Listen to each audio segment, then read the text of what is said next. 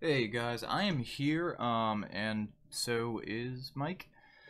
Just kind of sort of getting everything organized, running late, and trying to keep things consistent. Oh, yeah, some technical stuff going on. But yeah, we're here. We're gonna start in a moment. Just trying to make sure everything is working correctly.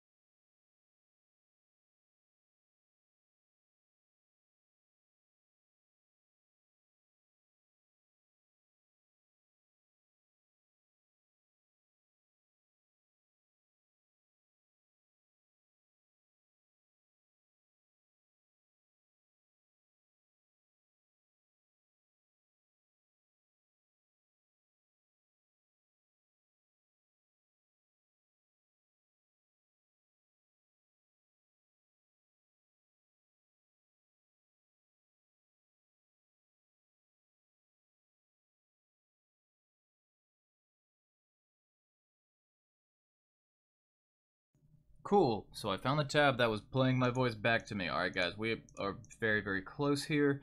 Looks like the tech is pretty close to completed in terms of its setup. Sorry, I had to reorganize things because of the fact that we are I hear myself again. Why do I hear myself?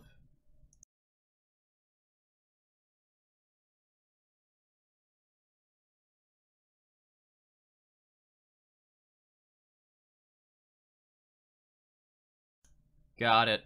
Got it. That's the problem with 400 Chrome tabs. Okay, cool. So I think I do have all of the tabs closed except for two silenced ones. Really, really don't like doing this on both platforms, but I wanted to get as much exposure to this video as possible. I honestly don't care if I make a single subscriber $1 off of this. I'm really just doing this because the man deserves it, as I think a lot of you know I'm a pretty big fan of him. Yes, I did have a tab open.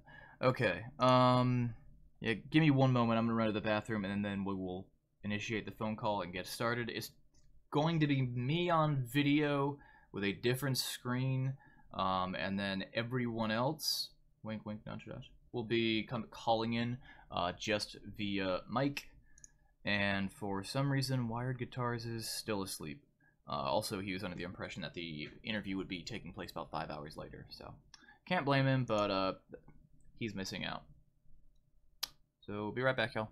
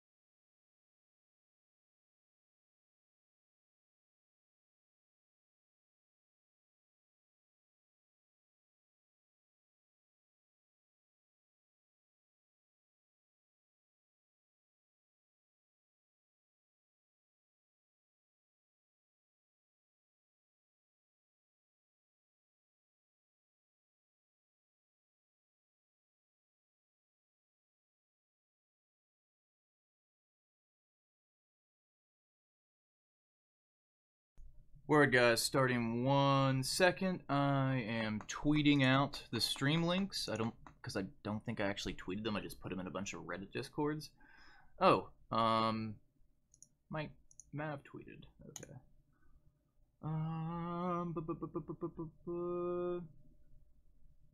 Hopefully everything works as planned.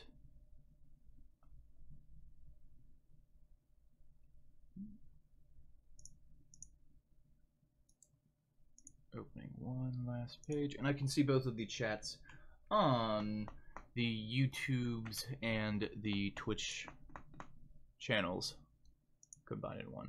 Restream is a great service. It's just a little overwhelming to use just because you want to make sure that you're seeing output from both. Like, you want to make sure that if there is an issue, you catch it. So you're looking at the combined and then occasionally flicking between the two to verify that they're not lying to you. So on today's show, as you guys already know, I'm interviewing Mike, or I guess just the owner of the channel of TryMike4Instance, which is one of the largest Dota 2 YouTube meme channels. I mean, I guess it's fair to say. I don't mean to sound insulting, and the funny thing is, anyone watching this video who knows what it's about already knows that calling it his channel a meme channel is not an insult but a compliment. It's a legitimate genre, apparently. Just want to make check a couple more tiny things because I'm trying to drop a really cool statistic at this start. Name Dota 2 YouTubers in the chat.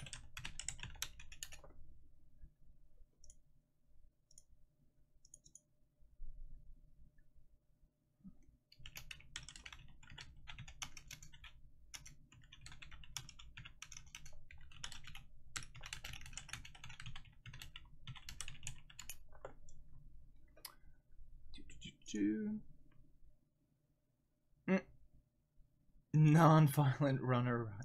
God damn it. Phrase memeing what would be the meme interview is being delayed by memes.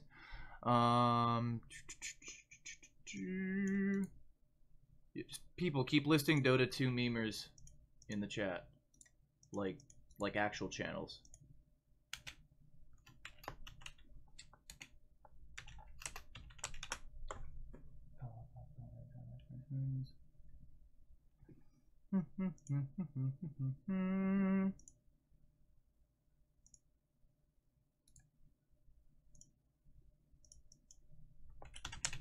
God, I'm so excited for this. I hope because Mike can hear me, but I can't hear him, and you guys can't hear him. Probably. Hope you have time to bullshit, Mike. Because I've got a list of questions, and then based on what we were talking about before the start of this, got some other talking points that are less important to you, but just interesting in general, I think, to me and my audience. All right.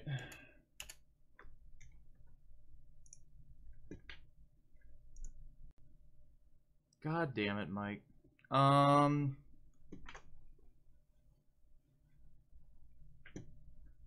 People, I'm looking at the chat. Who are the memers? Oh, I know. Fucking...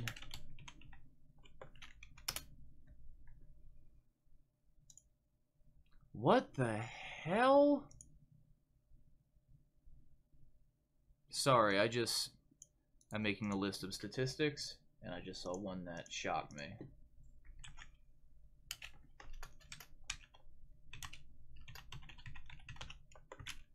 God, the order of this interview is going to be all over the place just because of the way I've made the intro.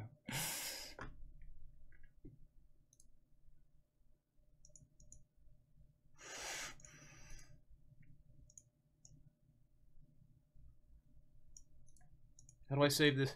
How do I save this, you fuck? God, we are really unprofessional here. There's some big name. There's a big name or two that might be stopping by. It's okay. I am not a. No one is no one is affiliated with the show other than me. So my words are my own and not theirs, I guess. Because I use adult language all the time.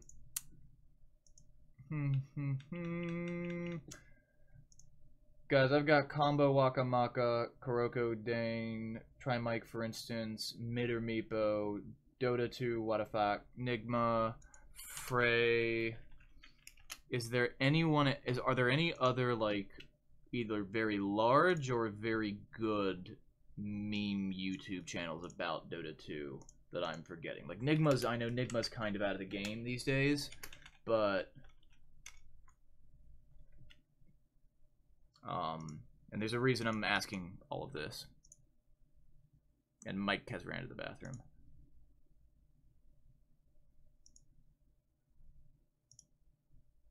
Also, I'm gonna invite another person.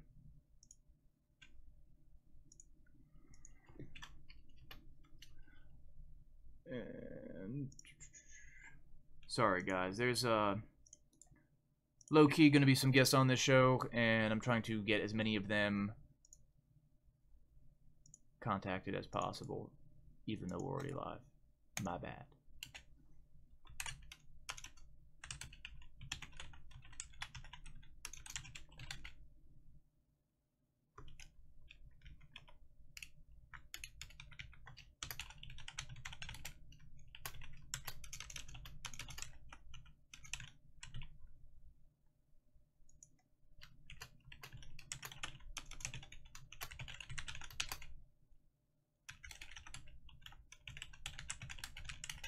Mav is here in the chat. He's here. Actually, no, he stepped away to use the restroom. Okay, he's ready.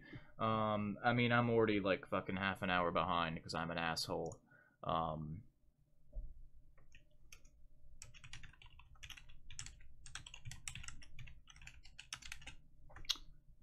I'm literally just tweeting that this is even happening now. Also, Wired is asleep because he thought it was going to be later, and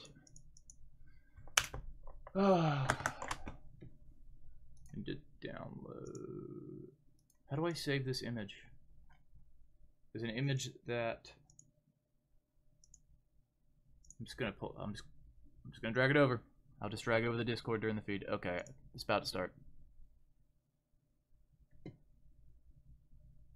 Yeah, leave your questions in the chat for either of the two streams.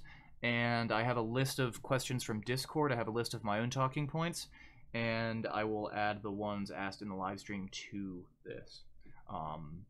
Also, again, I apologize. Mav is not joining us via video, only audio, because he's lazy. But for real, thank you for doing this, Mav.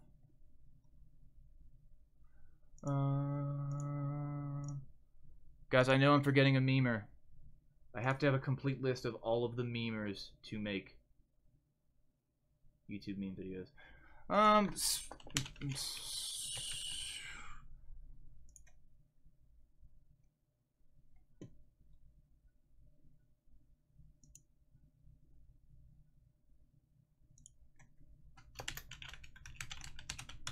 don't even know who Mugi is, but somebody's interested in a feud you had with him at some point.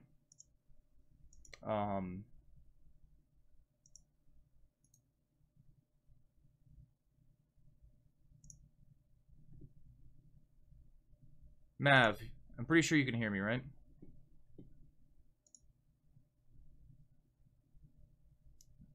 Are there any other YouTube channels I am forgetting?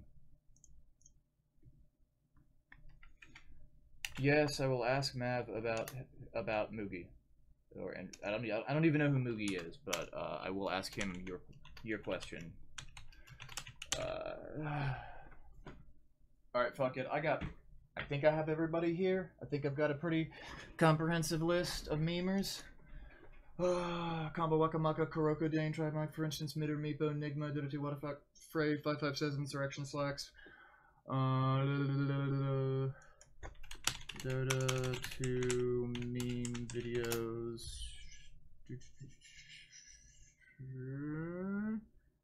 I think this is, I don't know, does Balmy count as relevant?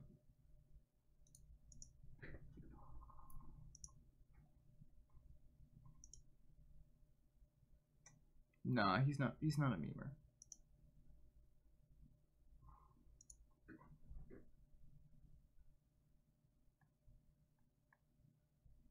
Okay. So I checked these before, but I actually wanted to have numbers to back them up as I spoke. Alright, I'm not sure exactly how I'm gonna do. I guess I'll start with the chat open. Alternate between the chat and Mike's YouTube channel, because we're basically just putting up a bullshit visual while we're doing this next to my face.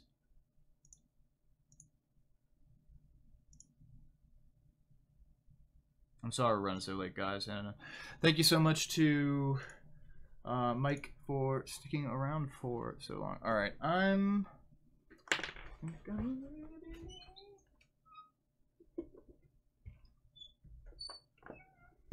Yeah, and you guys can continue to leave questions. If you tweet at me with a question, don't fucking do that, man. Just leave it in the chat of either live stream or sending me a message on Discord. I will check the Twitter, hopefully, but that's the place I'm most likely to forget at this point. Desktop audio is now turned on. I'm going to switch over to...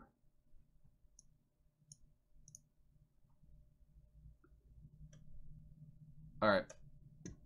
Stick with me for like 10 to 15 seconds. I'm flipping the stream off and on real quick.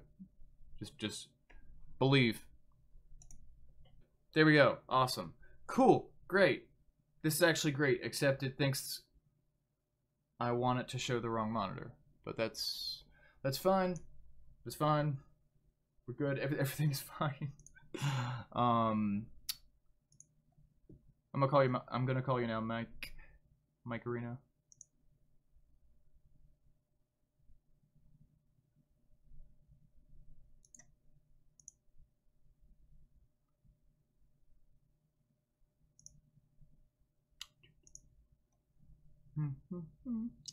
Output device.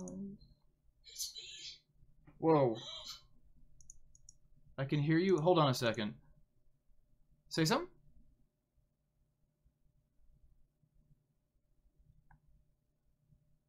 Many years since I've typed cover in the chat. Hold on. For some reason, my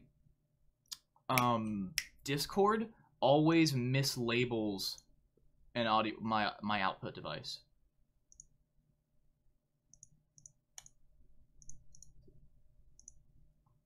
Motherfucker. Wait a minute. Actually, maybe it is correctly labeled. Hold on. Audio device. You're fine. It's just something on my end. Maybe it's some... That was... Oh! Say something now. Hello, testing 1, 2, 3. This literally makes no sense. Okay. Like, I almost want to show this on stream because this level of technical annoyance is like... Yeah, I know. Our production's like Shanghai Major level up in here. Everything's something. It's working. It's working. Guys, on stream, can you hear Mike? Can you hear Mike on stream? Hello. Is it me you're looking for? When I hold you in my arms. Production value better than Shanghai Major. Yeah, but to be fair, the Shanghai Major was one of the most interesting Dota events, partially because of its shit quality. I remember it because I made free money. I loved the Shanghai Major, and I loved the Shanghai Major shit show videos. I really did. I loved that whole thing, except for the fact that they fired Too Good. I like the memes about it, but I love Too Good. Like I've been a fan of Too Good. Oh. He was the... They say you're too loud, so let me change one setting here. Could you just say testing a couple of times? Testing 1, 2, 3, in the place to be, as it's plain to see. Okay, guys, let me know in the chat if that's too loud or not. I turned it down about 10 decibels, which is pretty generous, but a bunch of people were like, he's a little loud. And usually when people are like, he's a little loud, that means, like, really, in people in the chat, if there's a problem, like, if everything's running at 5 FPS and you say things look a little bit slow, don't say that. Say the stream looks like shit. Because I've played some, I have streamed for like 6 hours before, gone back and watched some VOD, and been like, oh, that's why I only had 2 viewers. Like there's just something fundamentally wrecked about it. Dishnu is he bearable as in, like, he's not hurting your ears, or is he too loud or too quiet? Like, just give me instructions. Come on, people. Come on. Also, like, I've never had this issue with things being too loud on the stream when they're not too loud in my ear. Normally, it's the other way around if there's an issue at all. This is a pretty weird one. I remember trying to set up, OB or whatever the fucking OBS. application was called. Yeah, that's it. I mean, I've just always a couple issues. I've just kept my settings consistent forever and ever and ever and ever and ever. Okay, so louder than me is mine. You can't turn the mouth power down. So quick question. Okay, now Mav is sounding all right. So I'm gonna go ahead and get started, guys. And if Mav is either like noticeably more quiet or louder than me, then let me know. Closer to. Yeah, I can either get closer to the mic or further away. So. They say everything's fine. I think I might have actually. No, I don't know. I just had a theory, but nope. I have no idea why that was the case.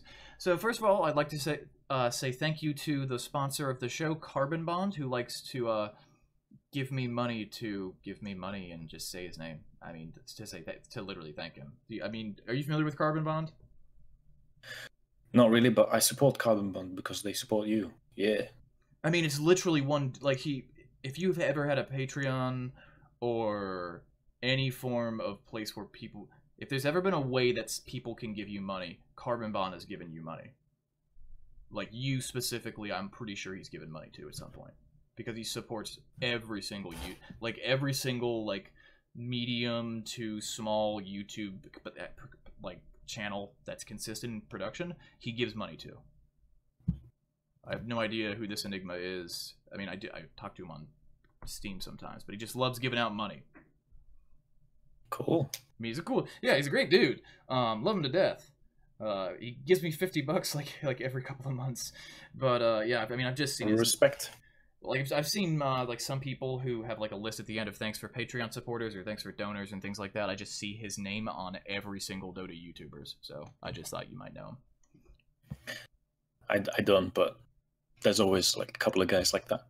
Yeah, like Wired, my usual co-host, was making jokes about him on his stream one day, and I didn't even know if he was a person or an organization or what. And then the next day, I made an intro that mentioned him. And the day after that, I did a show, ran the intro. In the middle of the show, he gave me $50, and what the heck? Like, that blew me away.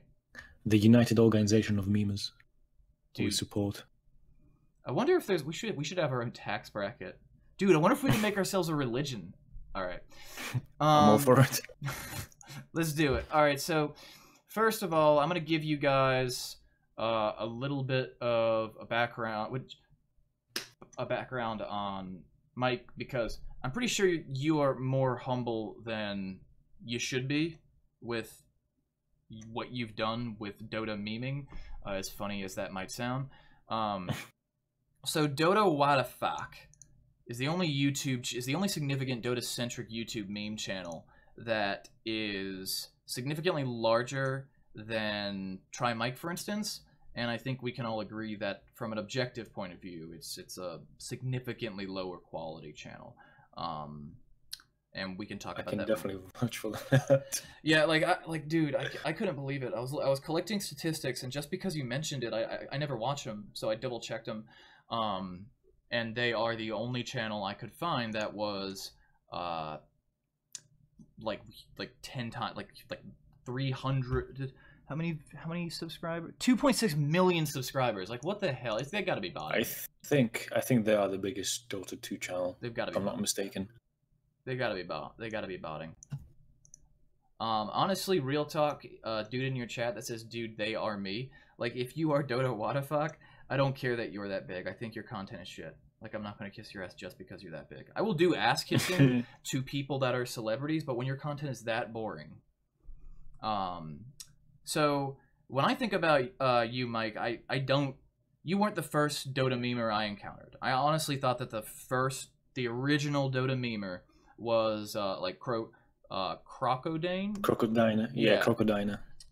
The original Shitty Digest, which was inspired, or which inspired Nigma No Name or Nigma to do the shittier digest or the shit tier digest, which he purposely made as sort of like a dual pronunciation.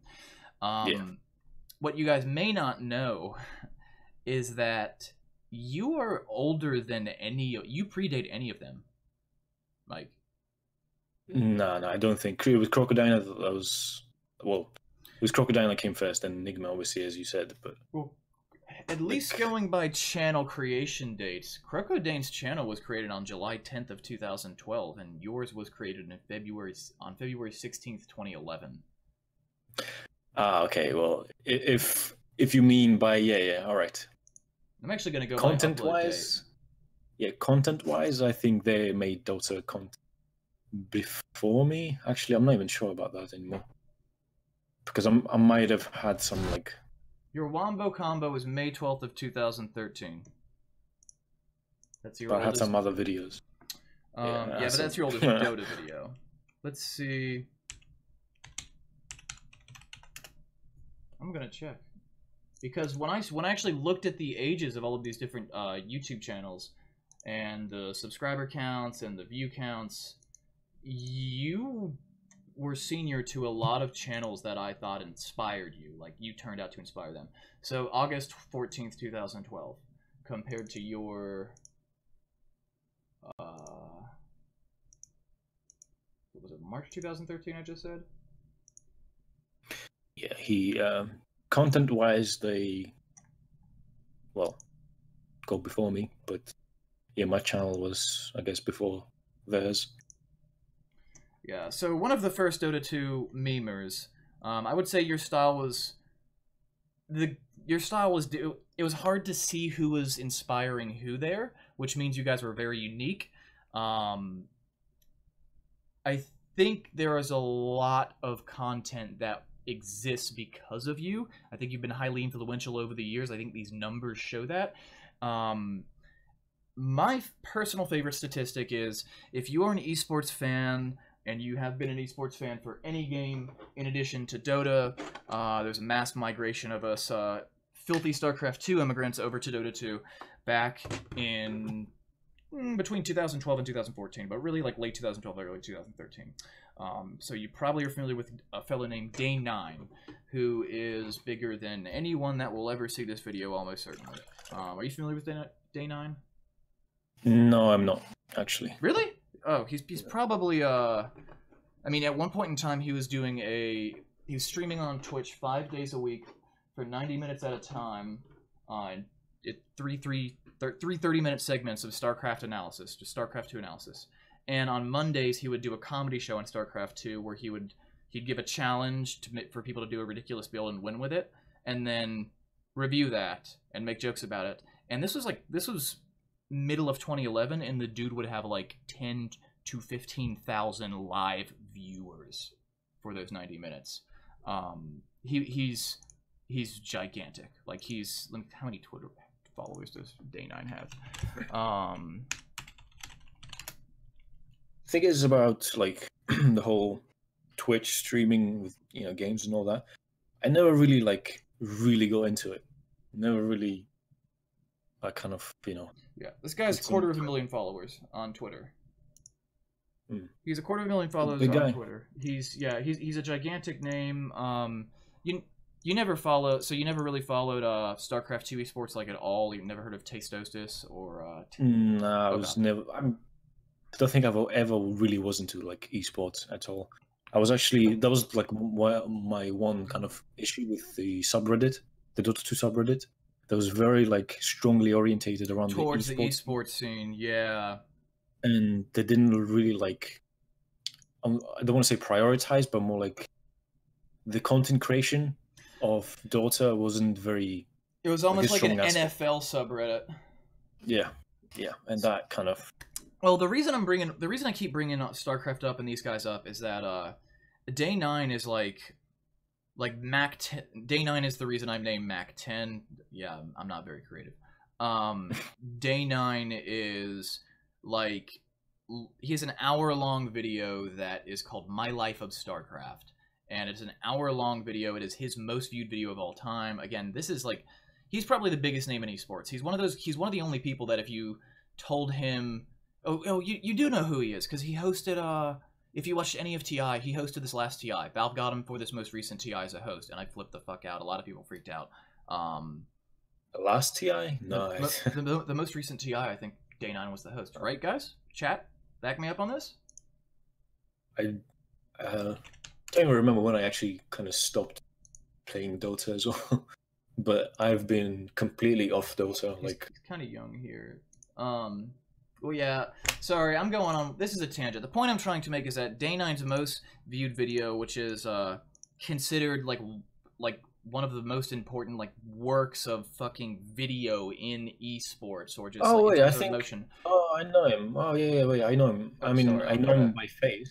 If that's the guy, then I know him by face because he plays a bit of Hearthstone, doesn't he? He plays a shitload of Hearthstone. That's his primary game. Yeah. Okay.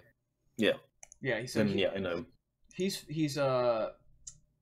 did his daily, which was 5 days a week, and then his 100th daily, instead of just doing his 30-minute segments, he just talked for, sorry, I thought it was 1, but it was actually 2 straight hours, and I actually teared up listening to this and it was just how, and it wasn't just because it was esports, it was just how passionate this person was about StarCraft and the topic of it.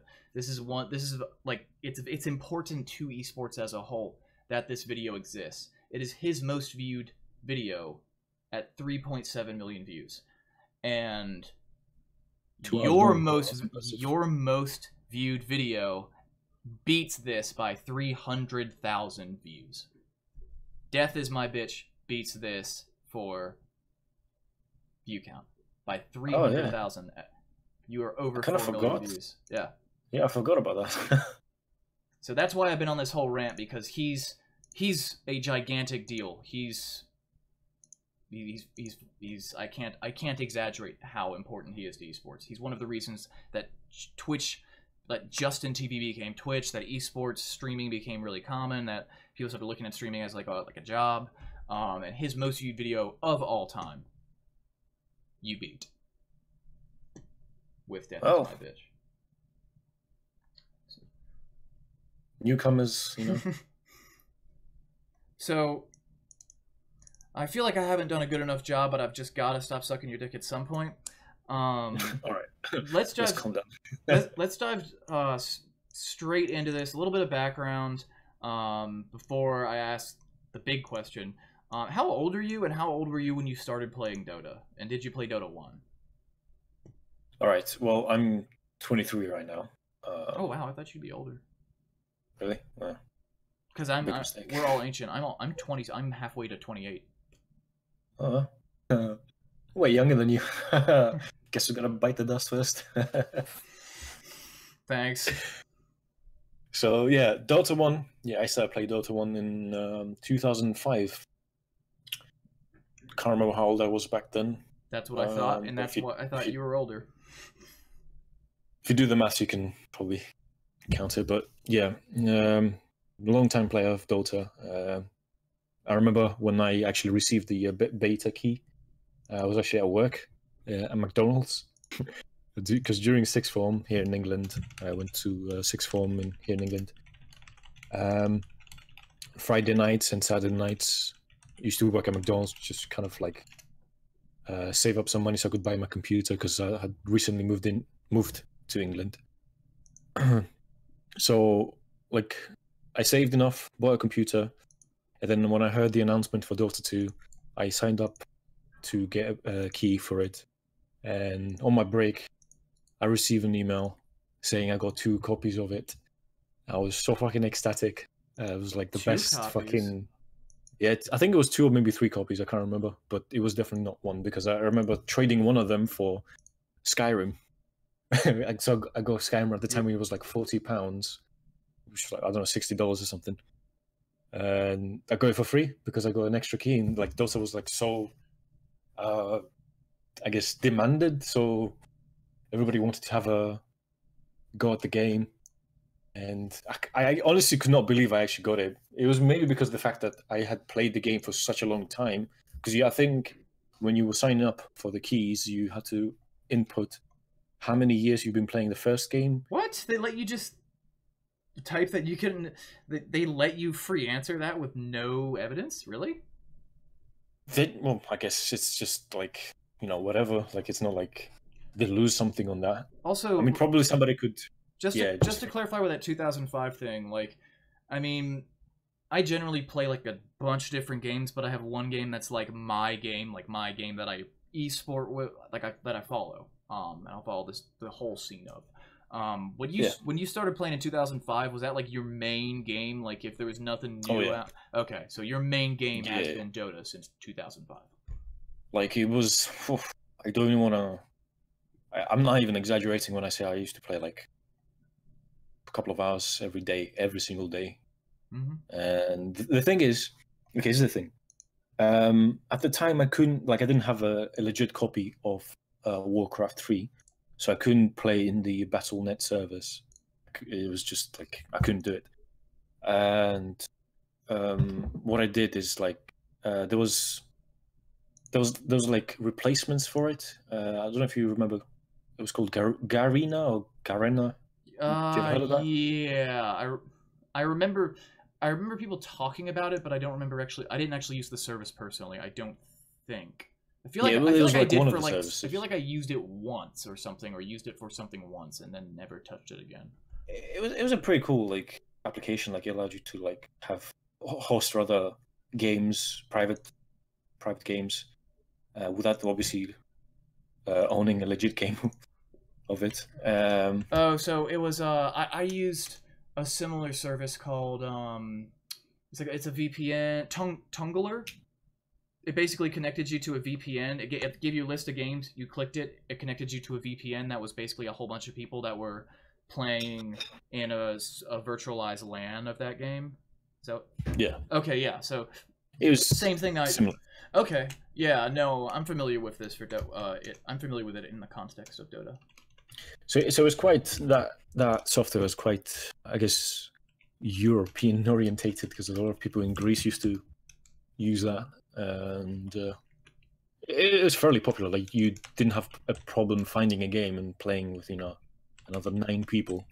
So it was the go-to application. Yeah, 2005 main game. I mean, my laptop couldn't handle any other games anyway, so that was like the perfect game to play. The funny thing is, people still play that game. It's been how many years, and you can still find a Dota 2 game since IceFrog is still updating. He's so insane. For like I don't know if we really know if it's him or if he's like, people were speculating that he had at some point given up a degree of power, or at least allowed other people to help him edit it, or had maybe just stepped away from being the guy that updates it at all. I think like there's a certain level of like a weird genius to a lot of the things he did with the game, and I feel like just based on the nature of some of the changes we've seen over the years, he's still the guy balancing it. I would think quite the opposite. I feel like it's not him anymore. Yeah, because the game has like taken such a massive turn that it doesn't feel like the game I used to play anymore. I think that's one of the reasons why. I agree with that statement strongly. It's just, it's way, I don't even know. Like, it feels like a mixture of League now and something completely new. The rubber banding is what the rubber banding mechanics, and I think, and here's why I would argue that it could still be, this could be by Ice Frog's design, because there's some things that are just done that are so smart that I'm like, I think the frog thought of that, because I think he's a pretty clever guy. So like most recently, we had an update where, I don't know if you saw this, but when you stack a camp, if a hero on your team is the like hero that gets the last hit on that camp, you get whatever the total amount of gold was from that creep dying.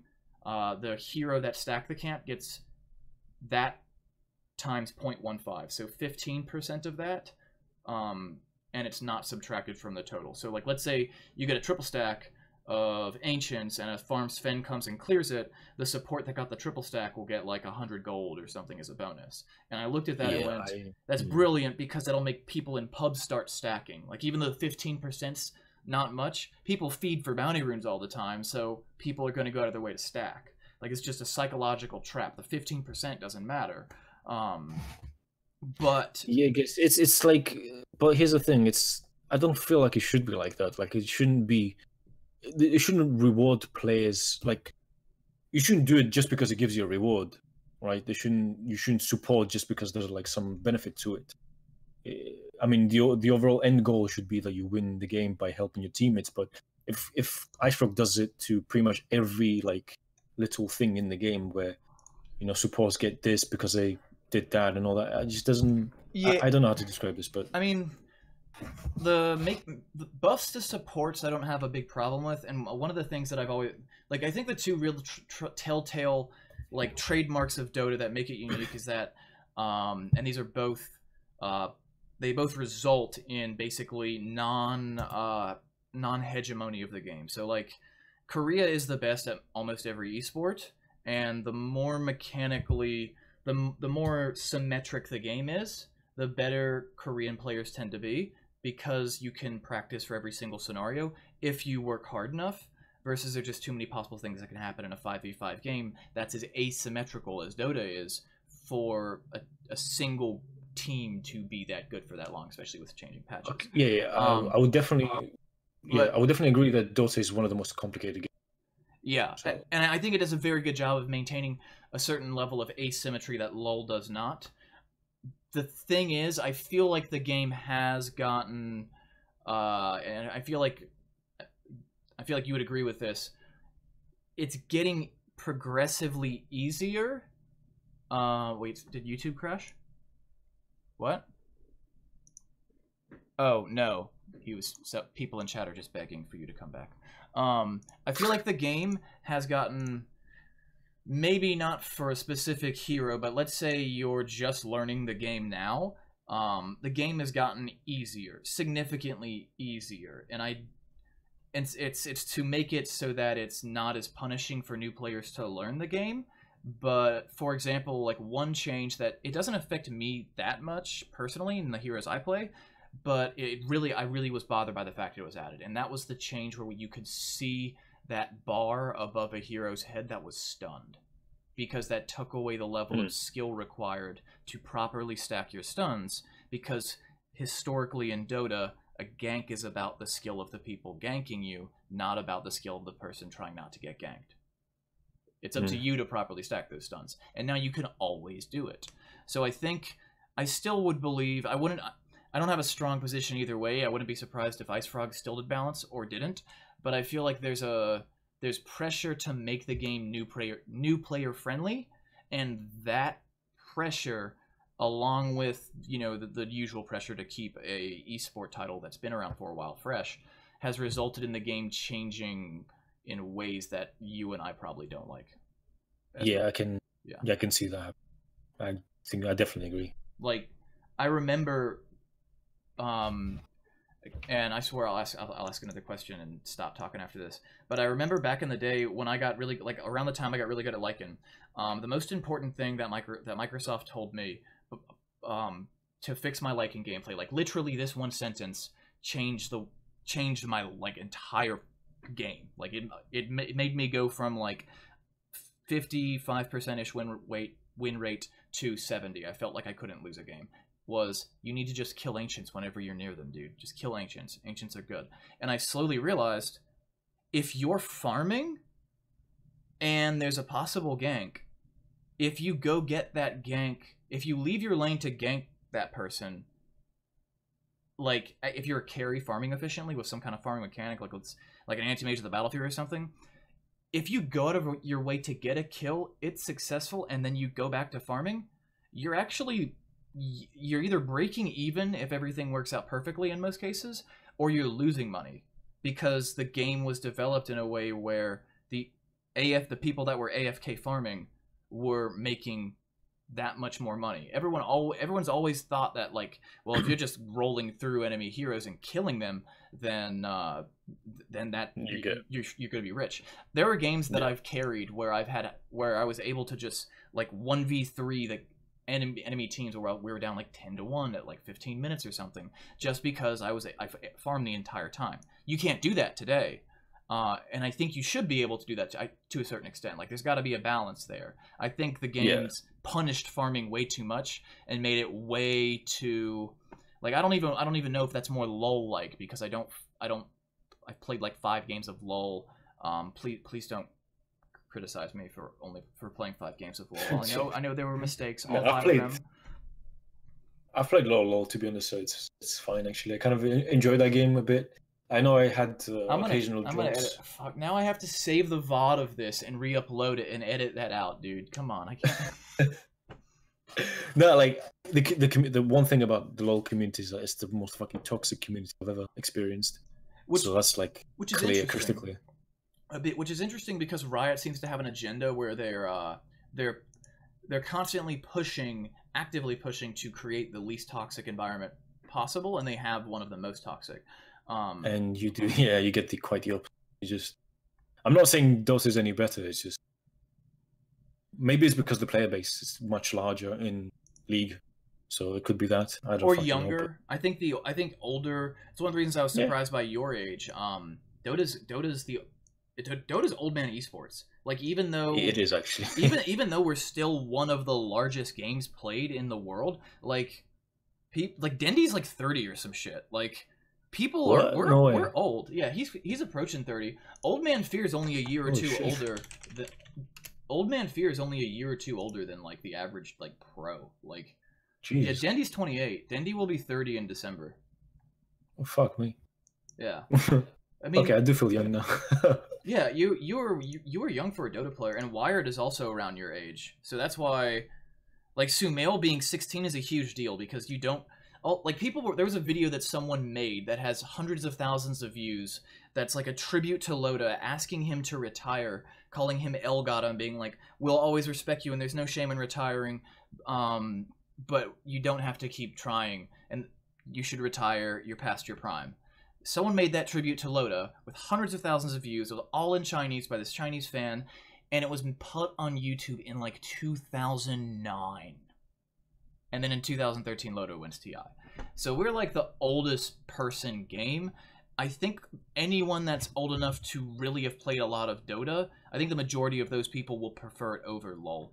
And if you honestly understand the inner workings of Riot Games ethically as a company, I have a lot of ethical issues with them. They seem to play dirty in ways that Valve does not. See, the one thing I've noticed about them, I don't know how true this is, but I definitely have kind of felt that happening, is that when they release a new champion, that champion is overpowered for a period of time until they fucking nerf him. We used to have that in Dota though. Like, remember Centaur? Yeah, but that's less. It's more, rather than finding the balance. It's because they sell it. Limited it is. Yeah, it's limited when Ashford tests the new map.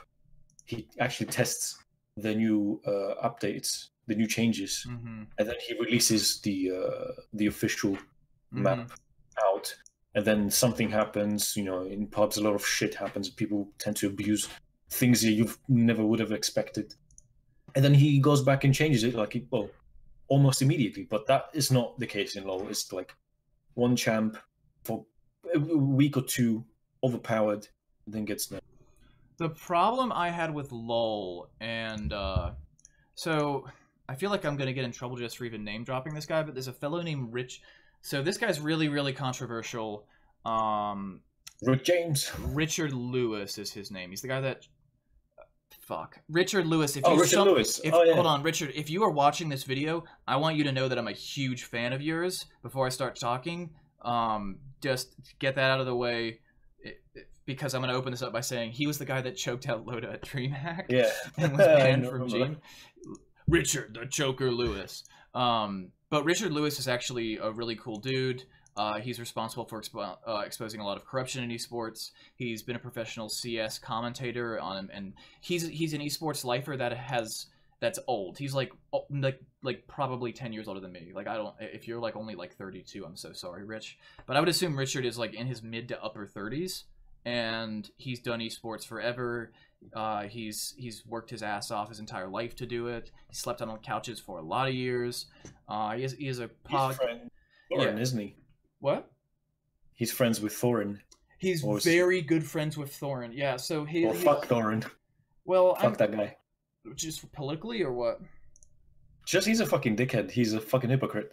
Massive hypocrite. How many times I've seen him like talk shit about the DotA community and then fucking like really like suck it up. Yeah, Richard has done that a little bit too, and I actually, I mean, I'm gonna admit I wasn't anywhere near. I was in an interesting mindset one day, and just out of the blue, because I love I find his podcast so interesting. Yeah, Sam Davies, or Banelore, if you guys have ever watched his show, is his producer. And his job is to basically give feedback on some topics and then like laugh at things he finds hysterical. Like, his laugh is just infectious as hell. I don't know if you've ever watched his show, but Sam Davies, I actually got on Discord, and I sent him like a bunch of messages involving Richard and Dota 2, and maybe trying to figure out more details about how him and the Loda thing was resolved. I mean, or just ended. Because I wanted to make a video in attempt to kind of exonerate him to the Dota community, because I feel like he has a prejudice towards the Dota community that is unwarranted, just because people always assume that he was aggressive because of the Loda thing. We'll just call the Loda incident. Yeah. And I made all these posts to him or to Sam, and Sam didn't really. He responded a little bit. And I left a whole bunch of ideas, and he never messaged me back. And then like 2 weeks later, out of nowhere, and Richard has not done, he's not touched Dota in like years on a show. He does a 90-minute interview with Toby, and I don't know, I take a lot of credit for that. Yeah, but he was a LOL guy for a minute, and when he exposed a lot of corruption in that scene. Specifically, I'm citing him when I tell the story of. Basically, the way that League of Legends became a dominant esport was they went around to like MLGs and DreamHacks and big LANs between like 2000. I know like it happened in like 2010, but maybe as early as 2009 when the game came out.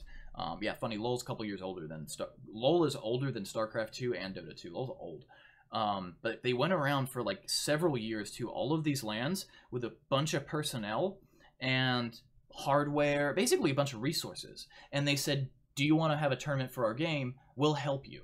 And loaned out computers, loaned out personnel, gave free labor. I don't know if they funded prize pools. I don't think they did. I think they said you make your own, you put up the prize pool and we'll help you. But they gave so much free, they basically provided so much free support and so many people on hand that knew everything about the game and hosting the game and playing matches. And they became the largest esport in the world, dwarfing StarCraft 2. Like there's a weird period of time where Dota 2 was tiny and StarCraft 2 was dying off, and LoL was the clear biggest esport in the world.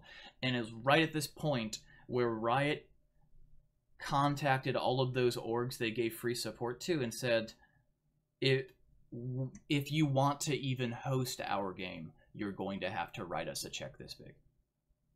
And demanded I don't want to exaggerate, but I think it was in like we're talking million figure. I believe is what it was. I don't want to swear by that because I don't know the details of it. Another one was Riot is a piece of shit, to be honest. Another, yeah, and they're they're afraid of Dota. They're terrified of Dota. Sir Scoots. Should be. Are you familiar with Scoots? Scoots, no. Sir Scoots. Are you familiar with Alex Garfield? No, okay. I do not know any person. Alex Garfield. Alex Garfield is essentially the owner of EG before he sold it to Twitch, or before he sold to Amazon. And then Sir Scoots was the COO of the company, who basically ran it for Alex. And Sir Scoots is an old head who's been in esports and in production for a very, very, very, very, very long time. And Sir Scoots did a podcast with DJ Wheat, who's one of the head people at Twitch now. And it was really cool because even though he was a team owner and the owner of a very rich team, EG, they were still rich in those days compared to everybody else, he said things that most people would keep as private business matters. And there was one instance where hold on, I think someone's knocking on my window to get me and answer my door, and I'm busy. This better be an emergency. Hold on. But anyway, there was one instance where he nope, it looked like it was a bird or something. I don't know. There was one instance where he said that EG was approached. Like, there's a rumor going around that a bunch of pro teams were approached, and including EG, and he said, and then Riot changed the policy. So the rule was that Riot went around and said, if you make a LoL team to all the big firms like Complexity, EG, TL, if you make a LoL squad, we will pay their salaries so you can keep all of the sponsorship money as profit. We will help you find players. We will, they offered them an absurd amount of support and also made them agree to never have a Dota squad with their brand on it ever, and if they had a Dota squad currently, to fire those players. And then they came out and said something along the lines of, or they revised the deal slightly so that it didn't have that information in it. And a lot of organizations were trying to kiss up to Riot were saying that it was that way all along. And the fucking CEO of EG essentially said live on air, stared into the camera and said, "Look into my eyes. This was the way it was. They offered to pay us. They offered to basically have a team, make a team for us, pay their salaries, let us collect the money on their sponsorships, and do all of that in exchange for us to get rid of our Dota squad." And we told them to fuck off. So good. That's why fuck Riot. In addition, fucking Riot. Yeah, fucking fucked up Donkey. Yeah, my brother Donkey. Donkey? You know what I'm talking about? Do you know him personally? No. I wish I did. Yeah, I was about to say he's kind of a big deal. I'm a fan of him. I fucking love him. So his content is so fucking unique. Yeah. My little brother, who, if you guys are watching on Twitch, is Casual Goblins in the chat. And my little brother, I mean literally my biological little brother. He has made a few videos, and I was like, the first thing I did was text him, and go like, "Dude, make your own style. I can tell you're copying Donkey just because of the way you're talking."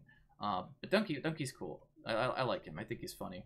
He's weird because sometimes he's like 50%, 100%. He's 50% like total meme, funny, no content, and then he makes videos like his video on difficulty in video games. That's just like, it's very, very philosophical. It's very smart. Oh yeah, he tends to switch up his content occasionally to something completely serious and feels like, well, obviously a good fraction of memes injected, but in the overall aspect, it's quite in a serious manner, delivered in a serious manner. Is he? I assume he would make his full-time living off of YouTube, just based on the number of views he has, but he doesn't produce videos that regularly. To be honest, a channel like him, I mean, he gets a million views per video. He doesn't need to at least put videos, every week or so. Like if he puts one every month. How much? From my personal experience. Yeah, I was gonna say, how much is a million view? If you got a video that would get a million views. Well, I don't know what the situation is now on YouTube, because it will. I know it's pretty fucked up. I know the whole monetization. At its best, if you had a video that was like 5 minutes long, so definitely nowhere near that 10-minute bump, and it got a million views, in a week, what do you think that would be worth? Like approximately. I think from 600 maybe to 7. No. Oh wow, that's less of that. Like on like not right now. I'm saying when you like at its best when you. Yeah. Okay. So I'll tell you this. When I first got my like what do you call it? So I signed up a contract with Machinima. Big mistake. I'm sorry. Fuck. Yeah. So when I yeah. did that, it was in August 2016, I think. What? Maybe, yeah. That Or maybe recently? 15. Or maybe I can't remember. Don't quote me on this. But getting it wrong. still, I mean that was that was a year and a half ago. But oh, dude, you should have known better though by then. Come on now. Maybe it was longer than that. But anyways, the point I'm trying to make is that when I did that, like a couple of months, or rather the first month, halfway through first month, I got like $600 to $700 just from like my ongoing videos. So the views I was getting from the ongoing videos. So it was nothing that I had posted, was getting monetized, and I was getting that money. So I think Donkey, with the 1 million views he's getting from like one video, he's probably making enough money to just take it easy, So that's not a problem. This gives me a very good transition to the big question, the elephant in the room. Why did you? So, I guess there's two separate questions. And why did you basically quit Dota, and why did you quit producing content? Because you have a YouTube channel that you as a brand and as a talent, whether you just literally like read the patch notes in 2 months and decided I'm going to make a video, you could put together a video, or you could make a video about a different game, or you could do something else content wise with your channel. So why cut the channel off? And why you left this? Why'd you leave the scene in general, and specifically just to start it? Is Machinima a factor in that still? Because I know their contracts. No, it's not. Machinima is no factor at all. Okay, thank God. But the reason, I think, main reason, and I stand by it, is that there is no future on YouTube for like channels, probably like mine, specifically mine. When I mean, but like montage making video channels, Really? because the thing about this is that YouTube is switching to a point where it favors channels that post constantly new videos like every couple of days. It doesn't favor channels that daily, have kind of like once a day. So once a day is the best way to pick the algorithm. The grind, the fucking grind. Yep. And if you from currently on your stream, on your current stream, on the page, my channel page, I can name you about, actually probably all of them are currently displaying. Probably none of them are monetized.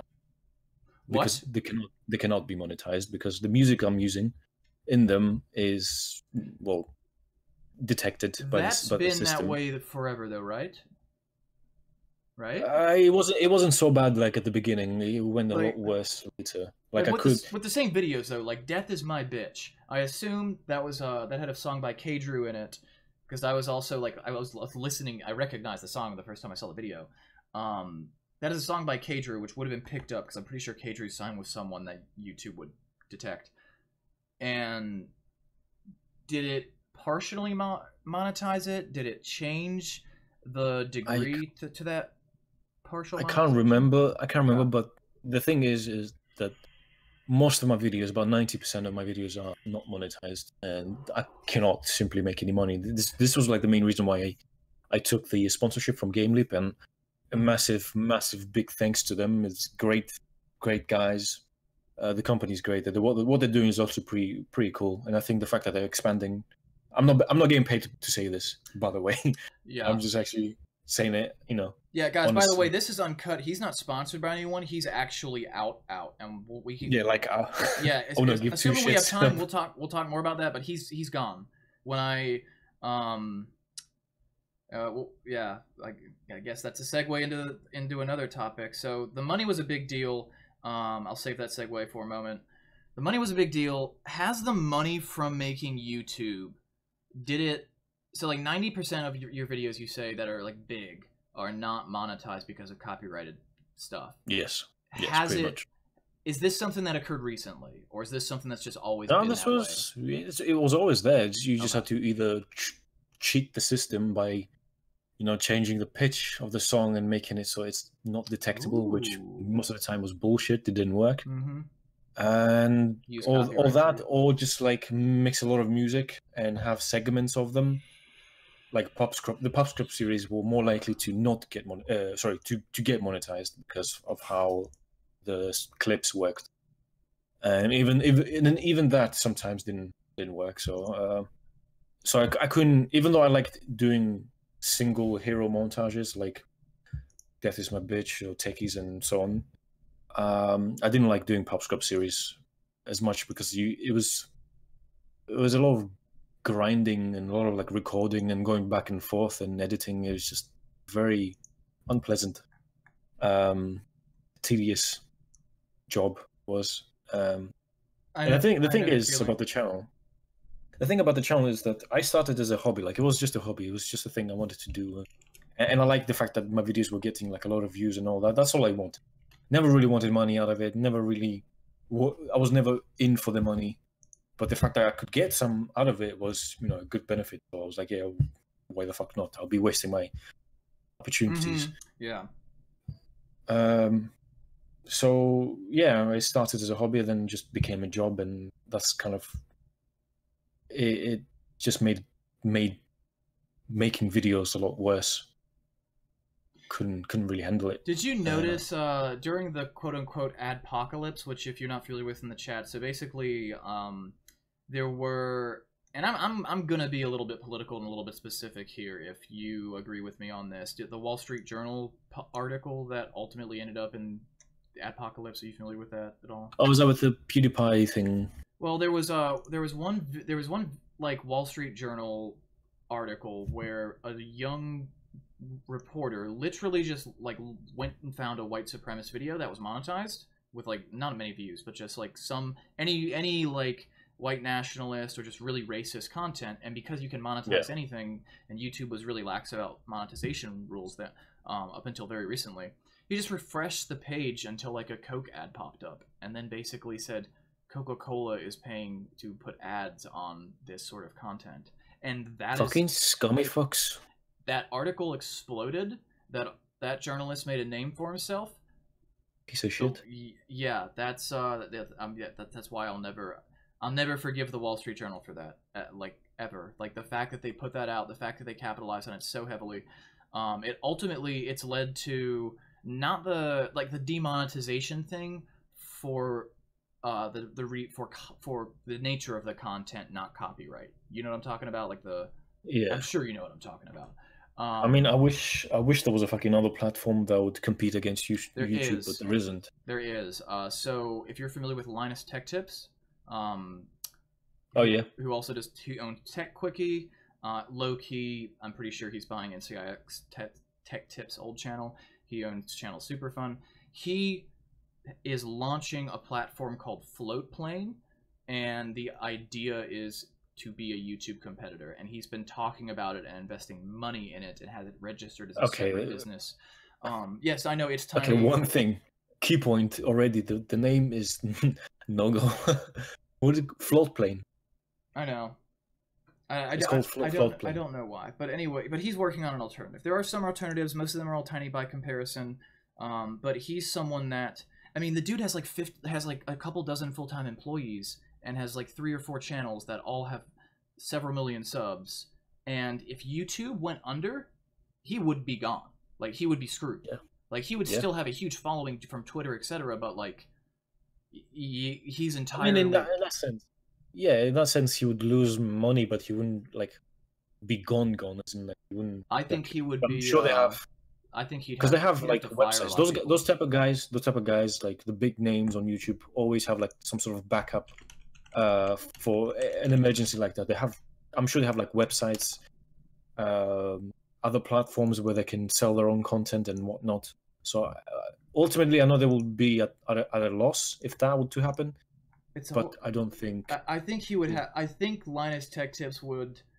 Like, because I mean, it's interesting because it's like actually a business, like it's a physical office. He has a couple dozen employees. Yeah. I think you would see that like that office has to close if YouTube disappears. The drop in viewership is so drastic. He does a podcast once a week on Friday evenings where he'll be pretty fucking real, which is wild because they're very PC on that channel. And he said that he made one video that got a 70% like ratio, and it was like the lowest like to dislike ratio he'd had in weeks. And he said it took the channel 6 days to recover to their typical viewership level because the algorithm punished him so hard. And he said it financially impacted him. Like, they've talked about, he's discussed in detail the specific problem of YouTube as a platform and the fact that everyone is, if you are him, you are a YouTube addict. Like, they don't get a fraction of their income anywhere else. Yes, they can move somewhere else and he could survive, but his company, he will probably be less than a quarter. I would say, I would wager 10-15% the income if he just suddenly had to make his own platform. People had to Google for him and find him, or go if you go on YouTube, you have to go all the way, and it's not something I was willing to do. Yeah, people make backups. I mean, Richard Lewis, his opinion on it was, I'm a giant hypocrite because I really want to see that 100,000. I'm at 90-some thousand, and I want to see that 100,000. I don't want to start over and join a new platform and see 5,000 and see no viewers and have no platform to stand on. We're all YouTube addicts essentially. We have our platforms are here, and because of it, they make the rules. And if we move, we lose everything in a lot of cases. Like, I've got almost 7,000 subs. I have 200 Twitter followers. If I lose my YouTube channel, the tiny platform I have goes from tiny to nothing. But yeah, it's interesting that was one of the things that pushed you away from this.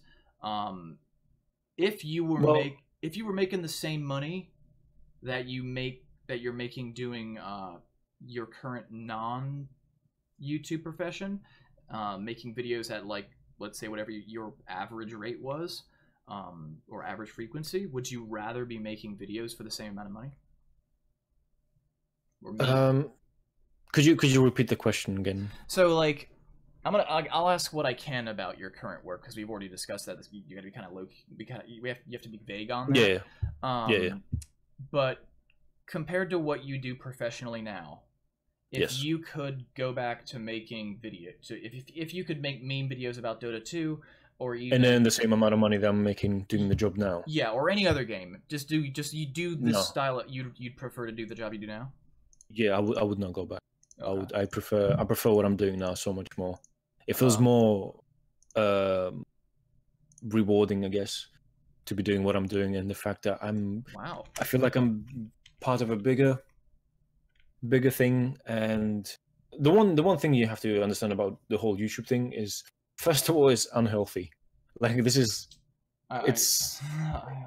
you're constantly sitting at the computer, which, by the way, I am still doing. I'm still doing at my job. It's I'm a 3D artist, so I actually do sit in front of a computer most of my day. But I do commute, which tends to take off, the whole. I make YouTube content and then write papers from home. I'm in this chair, like, if I'm awake. It's you tend to get a bit isolated, which I fucking was. Like, Jesus Christ, I was actually getting depressed as well at one point.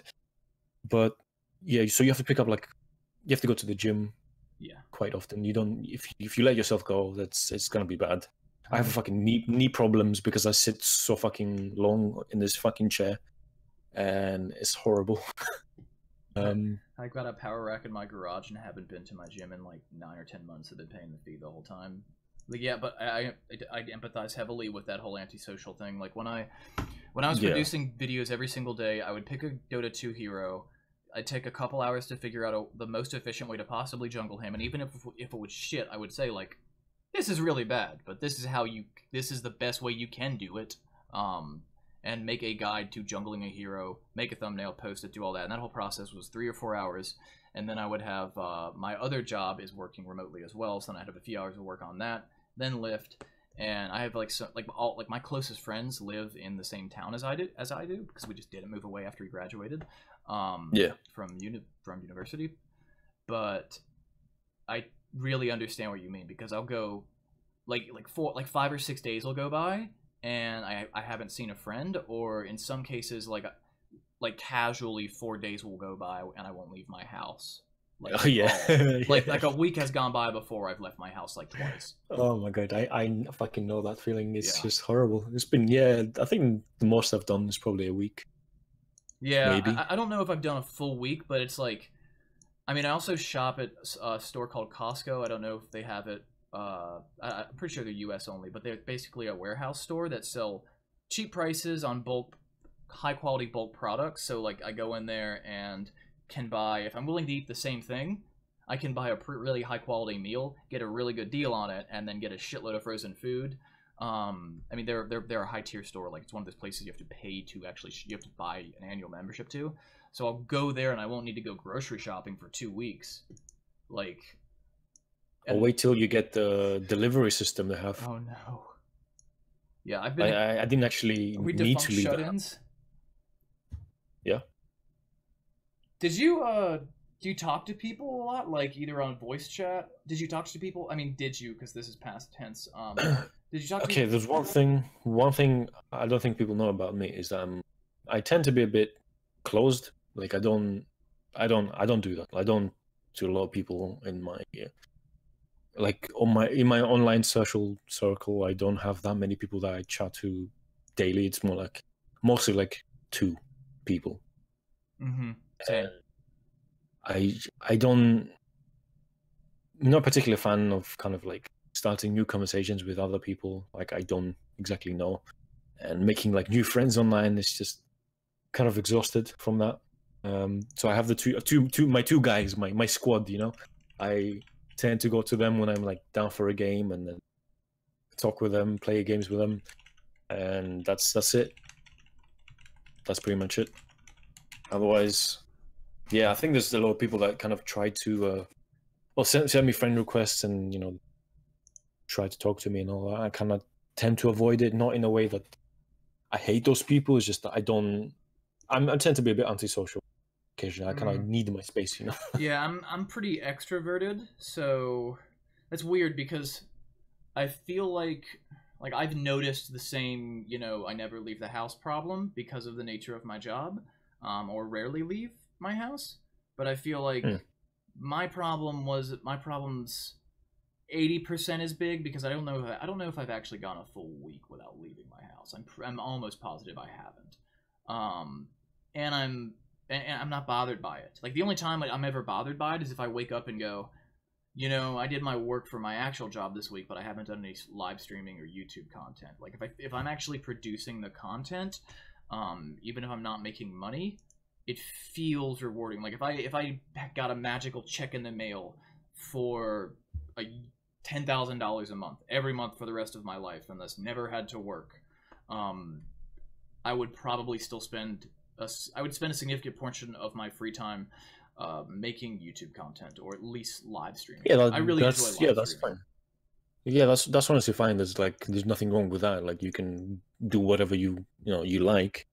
It's like everything just has to be with, you know, not take it to the extreme, basically, to be balanced, I guess. When did you the one thing, yeah. When did you start to feel like? Because it sounds like there's a point where was there a point where it felt like this was no longer a hobby and it was just like, oh, I have to make a video.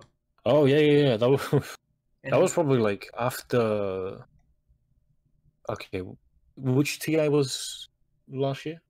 Was it TI7? TI7. So yeah, 2017, 7, 2016, 6, etc. So TI.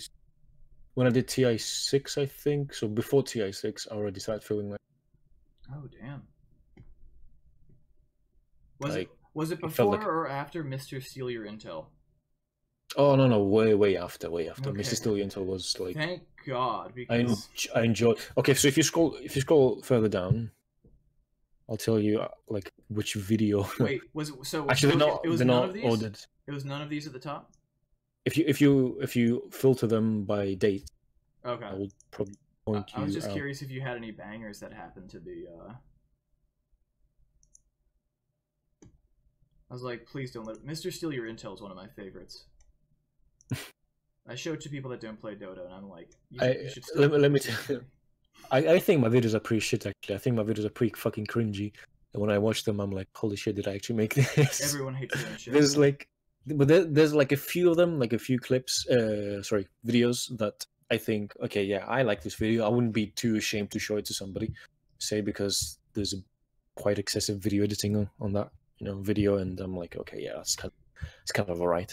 You could smoke a blunt and just watch that, and you'd be fucking good to go. So I think, okay, yeah, about Arc. I can't remember what I fucking named it. Arc Golden. That's it. Yep. Yep. I think about after that, it started feeling like a draw. Okay. I'm looking, because I was about to ask specifically about Arc Golden, because that's another video that I really loved.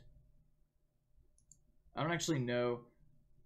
Do you know if that's monetized or not? Because I guess I think it is. I'm gonna take the questions, guys.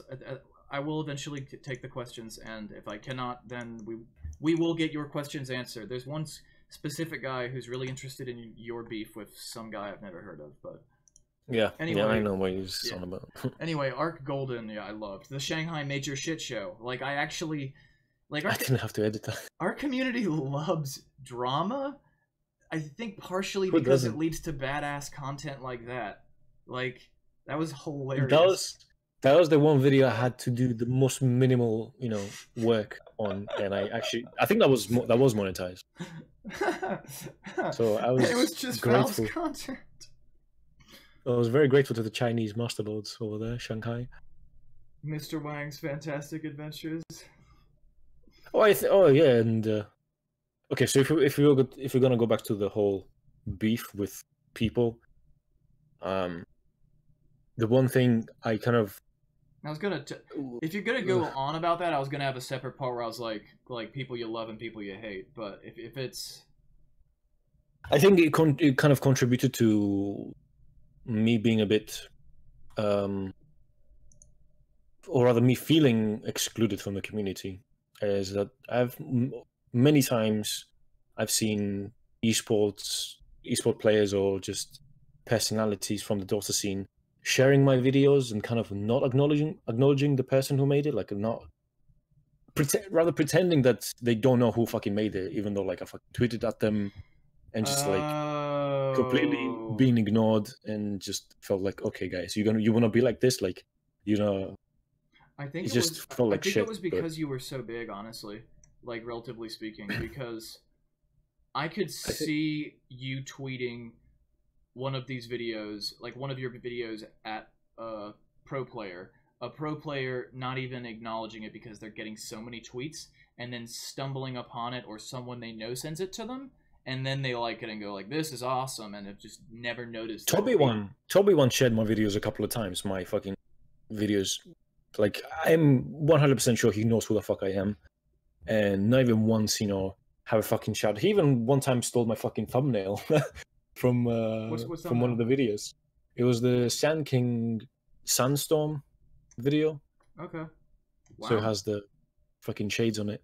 Fucking bastard stole my fucking thumbnail. Was that for a personal thing of his, or a join Dota video? No, yeah, I think it was streaming, and he put that as there. Yeah, there is. Yeah, he was streaming and just put it as a like whatever thumbnail to his stream. His like background or thumbnail, or what would pop up if his stream crashed. Yeah. Fucking dickhead. Yeah. But it's fine. I don't really hate him. Like, it's fine. It's a bit shitty to do that, but I don't really give a shit that much anymore. What he probably did. Well, if you're sure he knew who you were, then it might be a little bit different. But a lot of times, I'll Google. Oh no! I'm 100% sure that most of the people in the fucking Dota scene actually know who the fuck was making those videos. I am 100% sure, because people tend to like. You know, like browse and tend to be a bit nosy, and they tend to like just kind of browse other people's content and all that. So I'm sure they occasionally stumbled upon my videos, because most of them browse Reddit, right? Mm-hmm. And 1 or 2 or 3 videos of mine have been at the top of Reddit, so there's no chance that they haven't seen. Definitely more than that. I might have discovered you through Reddit. You might have had a dozen videos be at the very top of r/Dota2. Like, you've had a lot of videos on r/Dota2, like very high up there. Another thing is, I don't know if you've ever done this, but when I look for thumbnails for something that I don't usually create content for, I'll search for specific dimensions or something within Google image search, which recently has been overhauled, but this is like talking 6 months ago.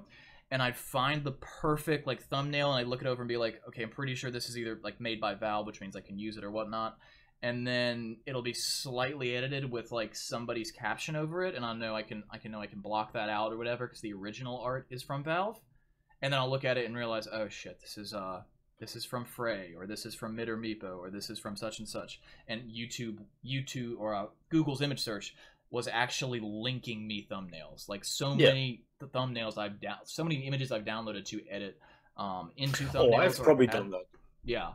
Like, I have probably done that. Like, there's people that actually approached me saying, "Oh, can you link my whatever Tumblr or like page?" Because I've used like for 1 second, I've used like the picture, and I had no issue with that whatsoever. Like, I will definitely help them get some views if they do get any views from that. No problem whatsoever. Like, it's not difficult to do that. I had if you guys have watched any of my other videos, it opens up with the Adam MLG voice that says, "Thanks for watching Esports Monies. Hit the like and subscribe buttons, etc." I will openly acknowledge that that idea was taken from a mix of Linus Tech Tips Tech Quickie intro, who I would reach out to for comment, but I'm so tiny he doesn't. It would literally cost him money to talk to me, because he's so busy and rich.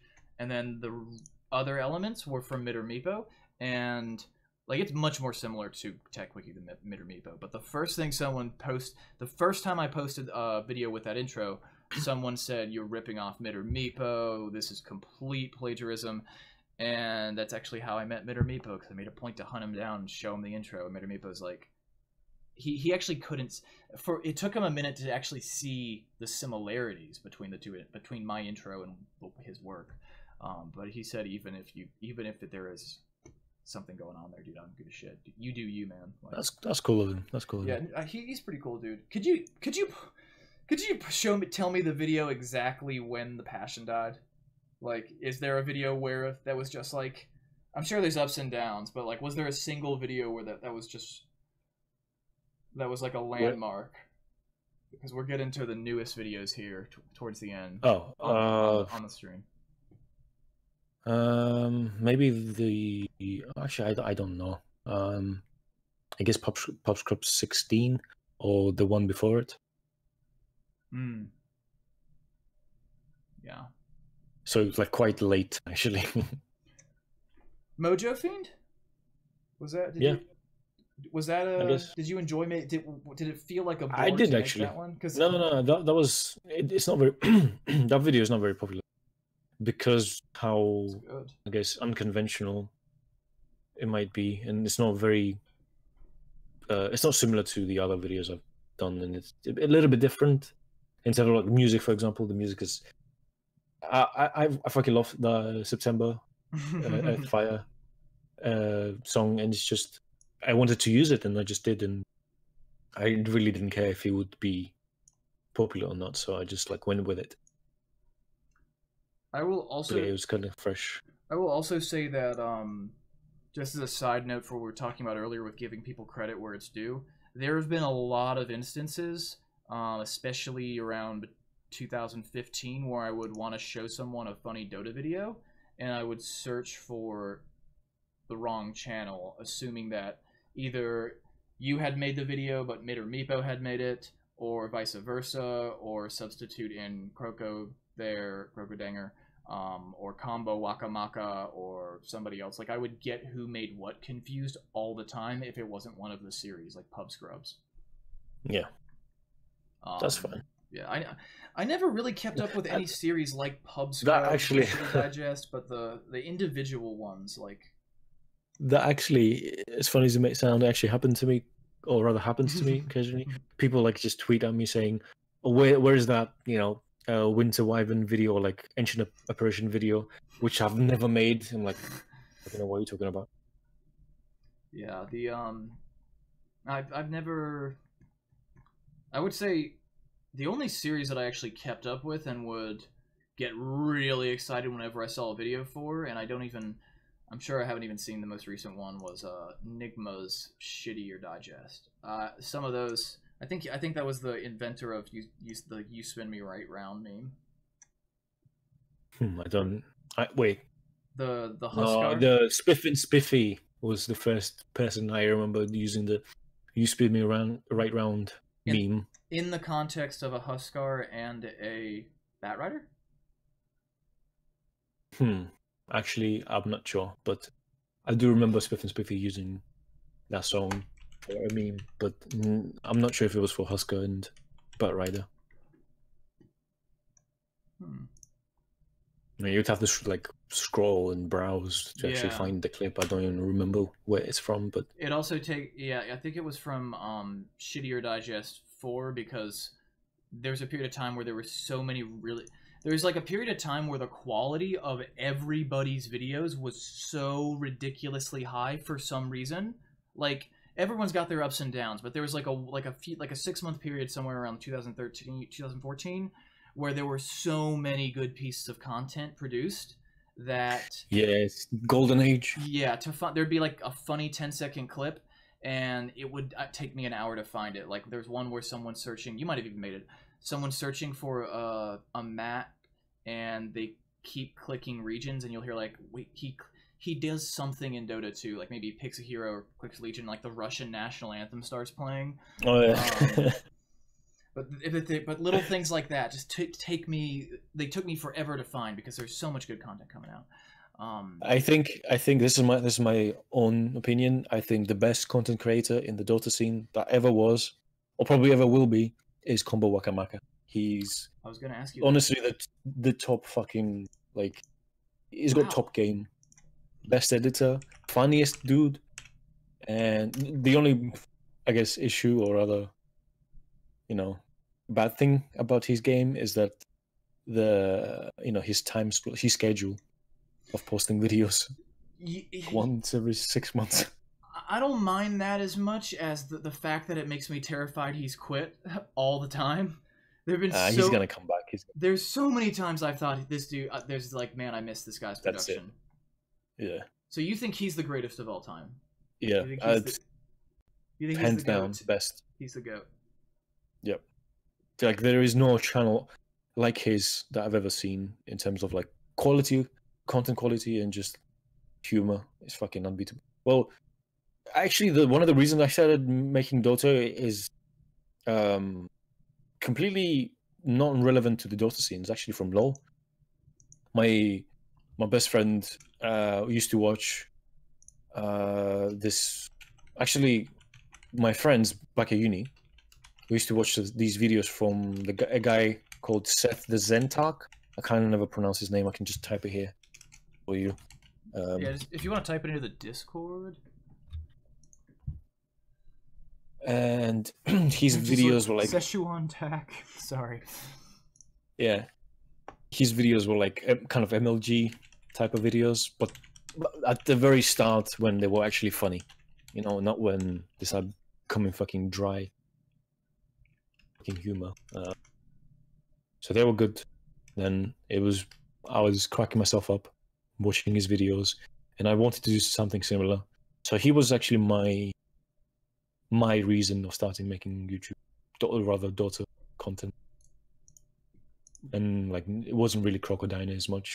I mean, those guys did influence me because their videos. Yeah, Crocodiner's he's typically the guy that I think of as like the first, like the original. And up until I did the research and checked founding dates, and then today when you were like, nah, he predates me, and I checked the first video upload dates, I've always thought of him as the absolute first. Though I think, depending on what kind of content you're talking about, Nigma's older than anybody. Nigma's ancient. Like, that dude he's probably at least my age. Like, Nigma's YouTube He's a grandpa. His YouTube account was created in 2006. Like, what? No, he's old. He's fucking old. You can't be that old. Nigma, when you gonna die? I'll come to your funeral. Adishnu, do you have to go or something? Like, this dude really wants me to like skip to his specific question about that drama. Shouts out to Enigma No Name. Yeah. The fuck, Enigma, why aren't you here right now? And shout out to Combo. So I've been low key trying to yes, shout out to everybody. Get statements from all of these people that I think may have influenced you, or you have influenced, or vice versa. And so I've been doing a lot of work this week. I've been working my ass off to try to get in touch with a lot of people. Combo Wakamaka is like, I've tweeted at him, and I just tweeted at him. I've got him. You've got him? I've got him some in my friends list, or Skype, I think maybe, but I barely talk to him or like anybody else, to be honest. So it's not. I mean, yeah, he's reclusive. Yeah, he's pretty. He's the most enigmatic of all of the creators too. Like him, he's like Crocodinger level of like, I have no idea who he is or where he's from. I like that. I like the fact that TK stays kind of in a way anonymous, sort of. Like you don't. If you know the YouTuber Crobcat. Yes, I do. It reminds me of that style a lot. Yeah. But your work's for you. That's like the opposite of what I want to do. I'd rather be a personality that just games and makes jokes and talks about random stuff. But I see after. Yeah, sorry. I admire that though, because that's a lot of work to hide your identity, to keep your identity separate from your work and produce work that's so good that people will religiously follow it. But sorry. Like I don't want to brag or say anything about my channel because I don't think my channel is that big. But after having kind of gone through this whole YouTube career, I think if I were to make another channel, I would do that. I would kind of try to stay anonymous. You did a pretty good job of it. You did, like, you weren't anonymous, but you were like, if you wanted to see what you actually, like, what your face looked like, it was a lot of work. Like, you had to watch, like, I think it was on the thumbnail. What? Well, it was on the thumbnail, to be honest. Yeah, but you have sunglasses photoshopped over your face, and the thumbnail's tiny. Yeah, that's true. In low res. That's true. I also love. I didn't even know if that was you, but I also love that it just says "run." It's just really vague. that was a meme I sent to a friend of mine back like way before. So we used to like just send memes to each other, and it was at one point I sent him like this face. And I think he got back to me with the "run" caption. I fucking loved it and just like kept it. And then at some point I just used it. So I was like, oh yeah, that's perfect. I was thinking like, what can I use for my YouTube, thumbnail to represent me? So like, yeah, this is perfect. Rapey kind of icon, yeah, on point. The thing is, maybe you just can't tell. It's not as creepy as it looks, maybe in the original meme with the sunglasses. Yeah, with the sunglasses, it doesn't look that bad. Without the sunglasses, it looks fucking wrong. To me, it just the thing that always made me like giggle when I saw it was I don't understand if you're the threat or there's like an impending threat for the person involved and the picture and the person in the picture. But I did. It's a warning for everybody. I love vague memes like Nigma No Name's Toblerone. Like I never really got it, but he always like, what did you I feel like that's an inside joke that he's put on everything. Well, I've noticed it, but I don't. Yeah, I don't. You don't know what it means? Don't get it, no. I think like it's like someone would fuck up, but he would just have a spitting Toblerone like chocolate bar pop up, like. Yeah, I think it must be like in his his circle. So. But yeah, I never got it. I've been trying. I'm still trying to get the one thing over here, but. Yeah, sorry. I would like to say like a little like I guess Easter egg. There's a few videos where I did like some very subtle editing. And I was hoping that somebody would find it, and then they never did.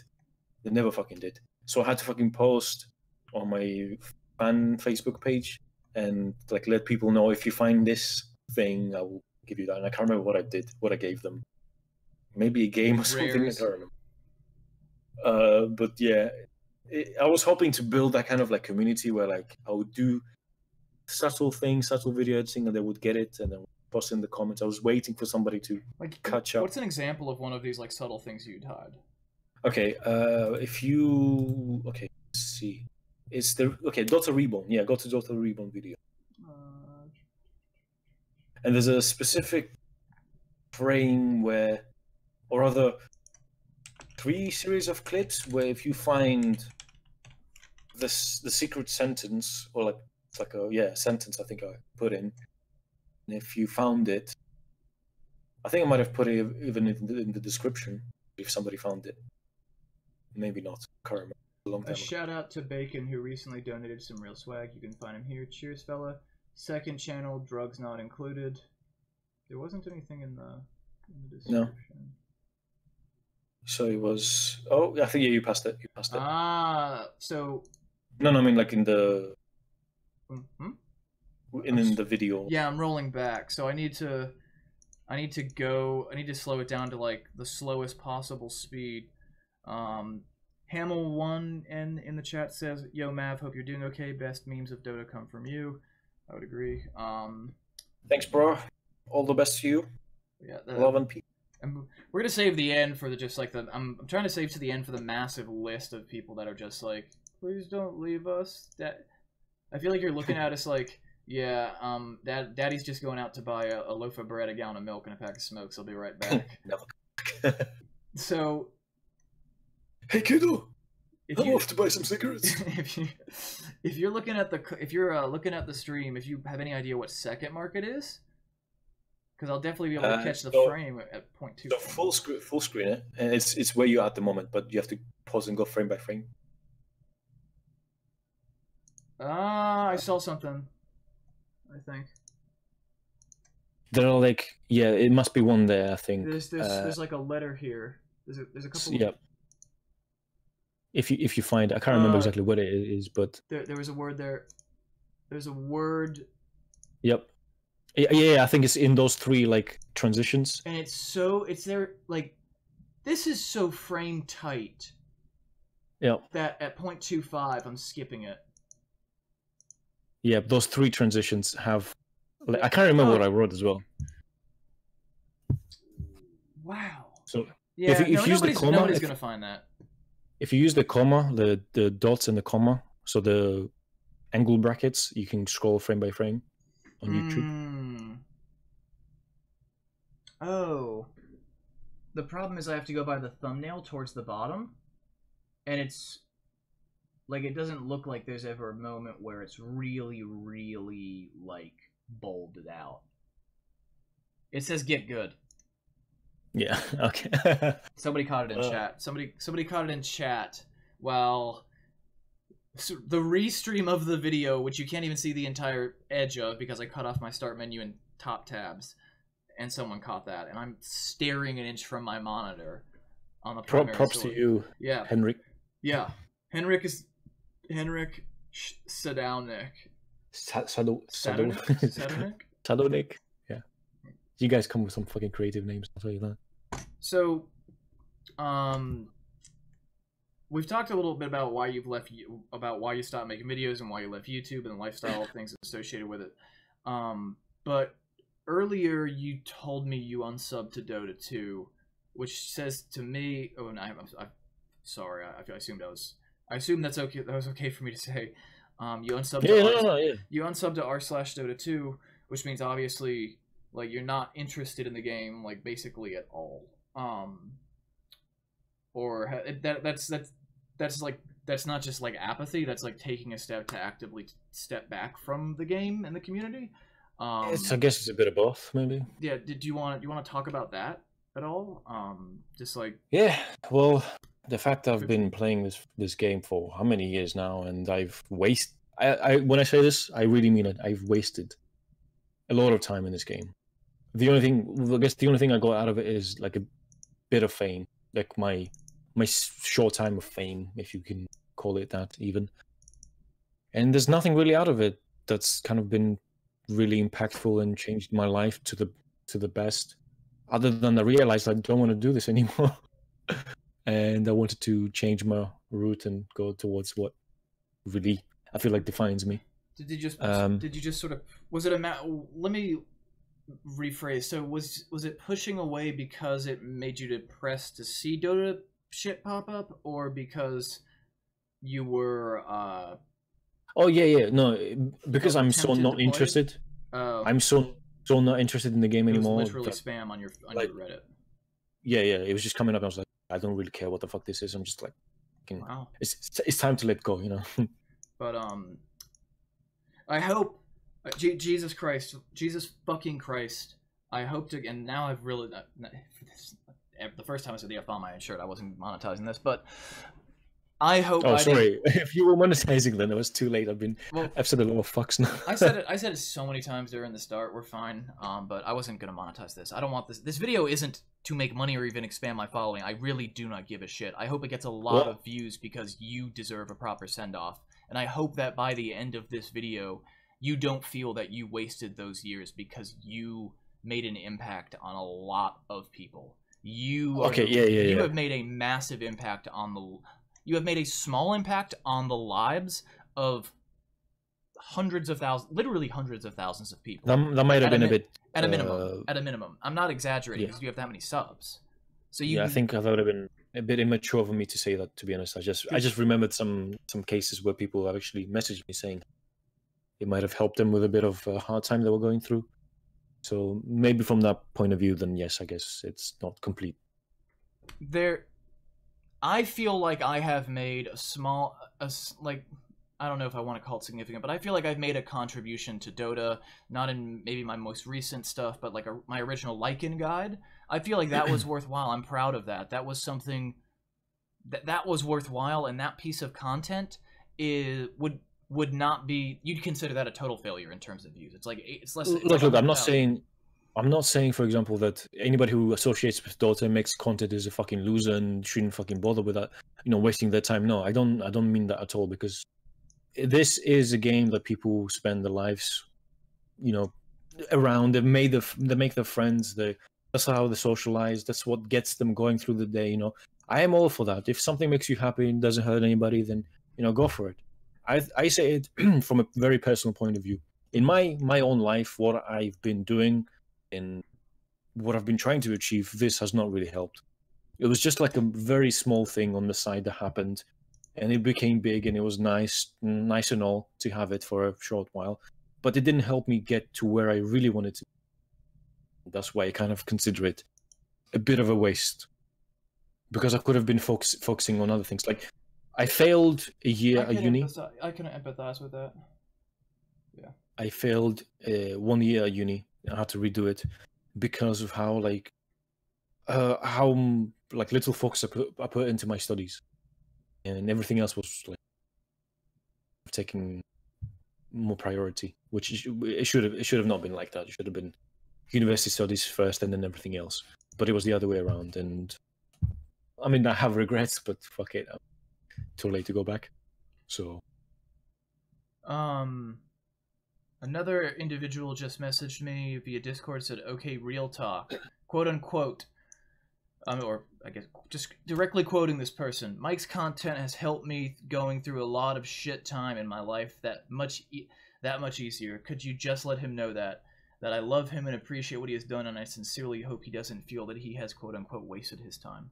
I mean, in terms of professional development, I totally understand what you mean, and I went the other way. I had a choice where I knew that I could get into grad school if I dedicated all of my extra time to working in a specific lab, and they would pay for my tuition, and they would give me a living wage, a very low wage, way below the poverty line, but enough to pay my bills as a student, and go that route. And this was at the time that I made that choice was at the time where I was like right at 5K, and this was so long ago. 5K was a big deal, like 50, 200, 50, 300, and you were top 200 NA. Yeah. And I just stopped playing, and like by the Wolves Need No Armor came out, the meme video by Frey. And if you guys don't know me personally, like you somehow you made it here, or Slacks retweeted or something, or you're a fan of Mike's. If you don't follow my content personally, I was 4,750 MMR when I finally stopped. It came down a little bit, and I played like over 1,000 games of Lycan, and I have a 70% win rate with the hero. And I've played with a lot of professional players in pubs. I've talked to, there are a few pros that I know, or semi-pros that I know. I was taught by a guy named Microsoft, who I genuinely believe invented Wolves Need No Armor. And I was at this weird place where I remember there were several months where I was starting to feel like, oh my god, I'm getting somewhere. I just made a 20-minute video, and Mike, you know, if you make a video that's 20 minutes long, it's not going to get shit for views, because people want to watch 10 2-minute videos, not a 20-minute video. So short span. And it was unedited, like, no, it was just raw OBS output of me talking about how to play the hero from the jungle. And to this day, it is my second most viewed or most viewed video at like almost 100,000 views. And it exploded. And I was literally nobody. DotA Buff put me in the top 20 in the world. Suddenly I was running circles around like players that I had like studied for years with my hero. And when Wolves Need No Armor came out, it was 14 months after my guide came out, and the first time I watched it, I cried, because it was like, I've talked to Frey. Frey knew who I was. Frey had seen my guide, who made Wolves Need No Armor, and it was exactly what I had done, exactly what I did, exactly what I had perfected, and I hadn't played Dota in like 7 months and given it up. So I went the other way in that direction, and I'm glad I did, because I have a master's degree now, and I probably wouldn't have made it as a streamer or a pro, but it is, I understand that fork very, very well. I understand potentially failing a semester, because I definitely would have. Yeah, it's it's a lot of things that just kind of like take the toll on you, and it makes things worse, and it's harder to focus, and you don't know what the fuck to prioritize, because you don't know what's gonna bring you, you know, what's gonna fulfill your life with, you know, what's gonna make you. I have this. One of the questions I have on here in no particular order is, what are you passionate about? Like, what do you, if you had unlimited money, like, actually no, what are you passionate about? What if you could do for money, would do for money? Like, what's your passion? What's your passion in the traditional sense? Like, where money intersects with work, like something you could work on that you get paid for. Like, what's your dream job? What do you want to do? Do you know? Yes, I do. So, well, I've been kind of a creative my whole, I guess not my whole life, but as soon as I realized I could do things with some games, like be a bit more creative than normal, I just kind of went for it, and I realized I'm not really like the guy who's, I guess, an intellectual, not a Rick and Morty kind of type of guy.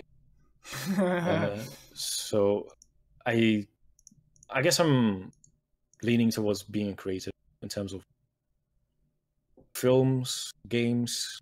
I would like to be a developer in a sense that I would like to make my own thing.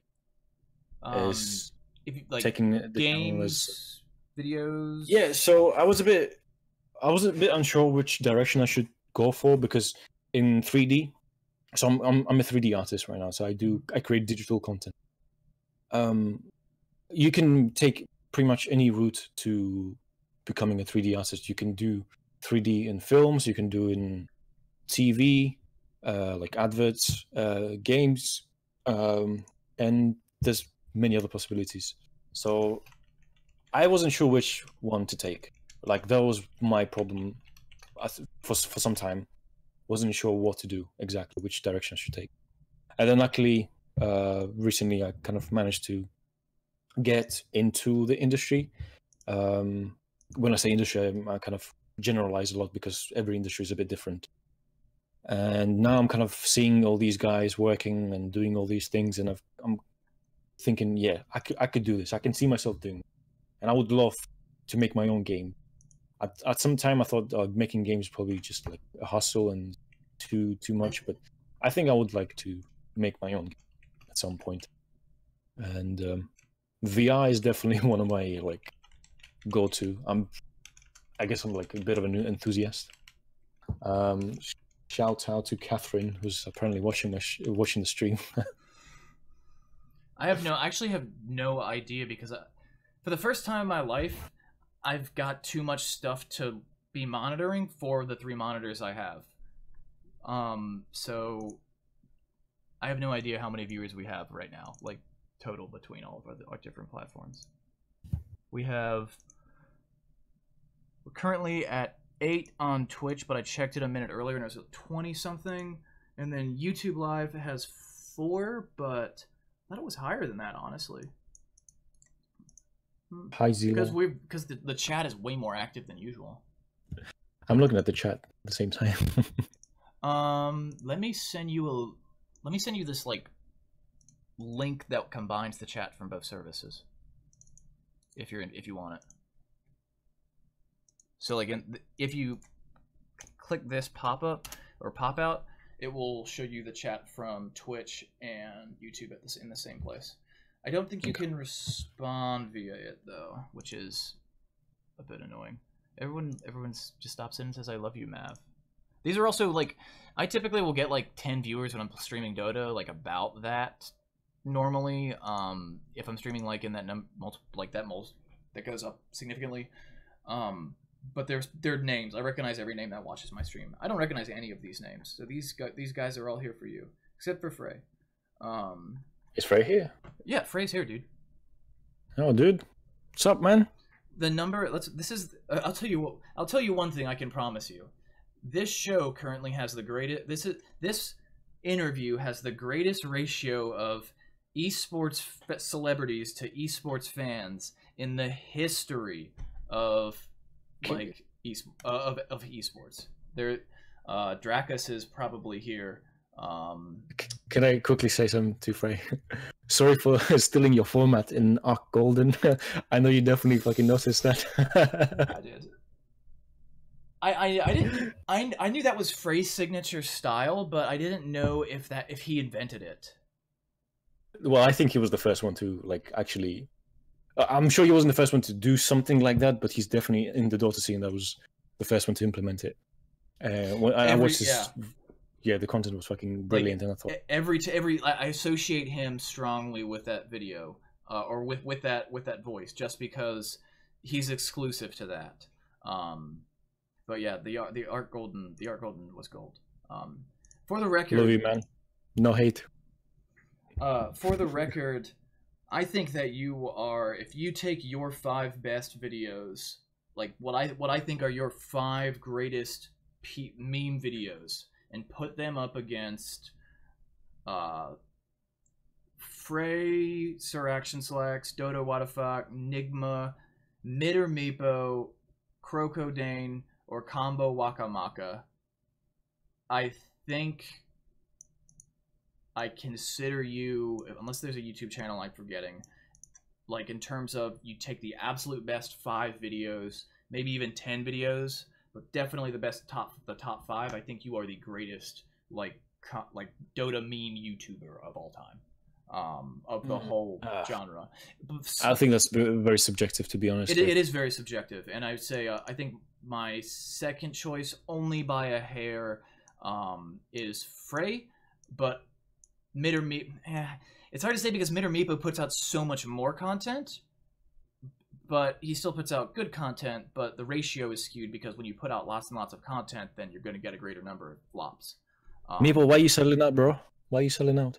Yeah, Meepo's selling out. He was with Gamely, but then he went with what's the other MMR fucking what's the name? I don't know, man. Can't remember. He's been selling out like Meepo. You've been selling out like mad lately. Also, yeah, bro, what's happened? He was supposed to be here, but he knew it was this weekend, but I didn't give anybody a time until you told me, so I was like, everybody wake up, please be awake. He's normally around this time of day too, so I don't know. It's fine. But no, I actually can find the YouTube comment and bring it up. But I'm pretty sure I can find in writing that Magic School Bus said, nah, dude, Frey. I started my YouTube channel because of yours. Yeah, that's very nice. I'm very humbled. And he makes his entire like the 2 people involved. At least talking to Magic School Bus, I don't know the other of the MidOrMeepo bros. But at least talking to Magic School Bus, he makes his entire full-time living off of this, and he seems to love it. And he's pretty convincing. Let's get this straight. Magic School Bus is one of the MidOrMeepo brothers, right? It's not like 3 guys; it's 2 guys. Yeah, right? yeah. So yeah, Magic School Bus is a single entity. Yeah, parts of the MidOrMeepo familia, mafioso. So it's just 2 people total, right? Sorry, someone was calling me through Facebook Messenger, and I had the tab open, so it bled through for a moment there. If you're in the stream, so I'm telling him. I'm looking at the stream, but don't have. But anyway, yeah, I don't know who does what, or if they alternate videos, or if they both sort of just mix up the workload. But Magic School Bus specifically said that he makes his entire livelihood off of this, and he would not be doing it if it were not for your channel. Well, I'm very very touched. I'm glad that I helped some others or inspired others, and if these guys make videos and make other people happy, then that makes me happy, because there's a lot of shit going on lately in the world, and we need more memes. Fucking retards seem to be overpopulating this planet. And especially the YouTube monetization thing that happened was just so tragic, because it was just such a cheap cash grab, and it cost so many. I was kind of transitioning to, did you notice were you hit significantly by the quote-unquote adpocalypse, or were you already making such questionable... Your money was already basically so bad it didn't matter? Yeah, yeah, exactly. Okay. Yeah. The apocalypse for me started when I started making videos, so that had no effect on me. Yeah, if you wanna go to the saucy stuff. So sorry, I had a friend that's half an hour away, and I told him I'd come pick him up, and I told him I was doing the interview, and he fool. Oh. So anyway, I'm looking through my topics because we've indirectly touched on a lot of them. What software did you use, and did you change it up at all during the years in terms of video editing and recording? What's your tool? Everybody on YouTube that I know, all our guys and kind of the guys from the MLG department used to use Sony Vegas. It was like the go-to video editing software because it was so straightforward. It was very Never used it. Yeah, it was. You could easily, without having ever used it, know what's happening. It was very simple. You didn't need to have a lot of knowledge of video editing. You could tell what's what and how to do things. And that was how I kind of began doing video editing with that. But I wished I did more Premiere, because that can be actually applied in that seems to be the most career. commonly mentioned one in the super professional environments. Was that so? Did you just use Sony Vegas the whole time? So it was Sony Vegas, a bit of After Effects when things got a bit heated, like proper CGI and shit. Yeah, I made I made a couple of intros with it. I'd get a trial. Every few years, I'd have something that I would need After Effects for, and I would just get a trial, make that one segment, and then they'd install it. I had what I needed. It's a bit bit of a hustle. If you guys are curious, by the way, every single video that I've ever made is either a RAW. So for a long time, I used Windows Movie Maker, and if Windows Movie Maker was still you could get the old version of it, from XP, and it would actually run on Windows 7, but I think that died with Windows 10, and it was so straightforward that if you edited the INI files to output in the resolution you wanted, because back then it was 720p, no computer could show that, but if you edited that, it was actually really, really good. It was actually it was really easy to use.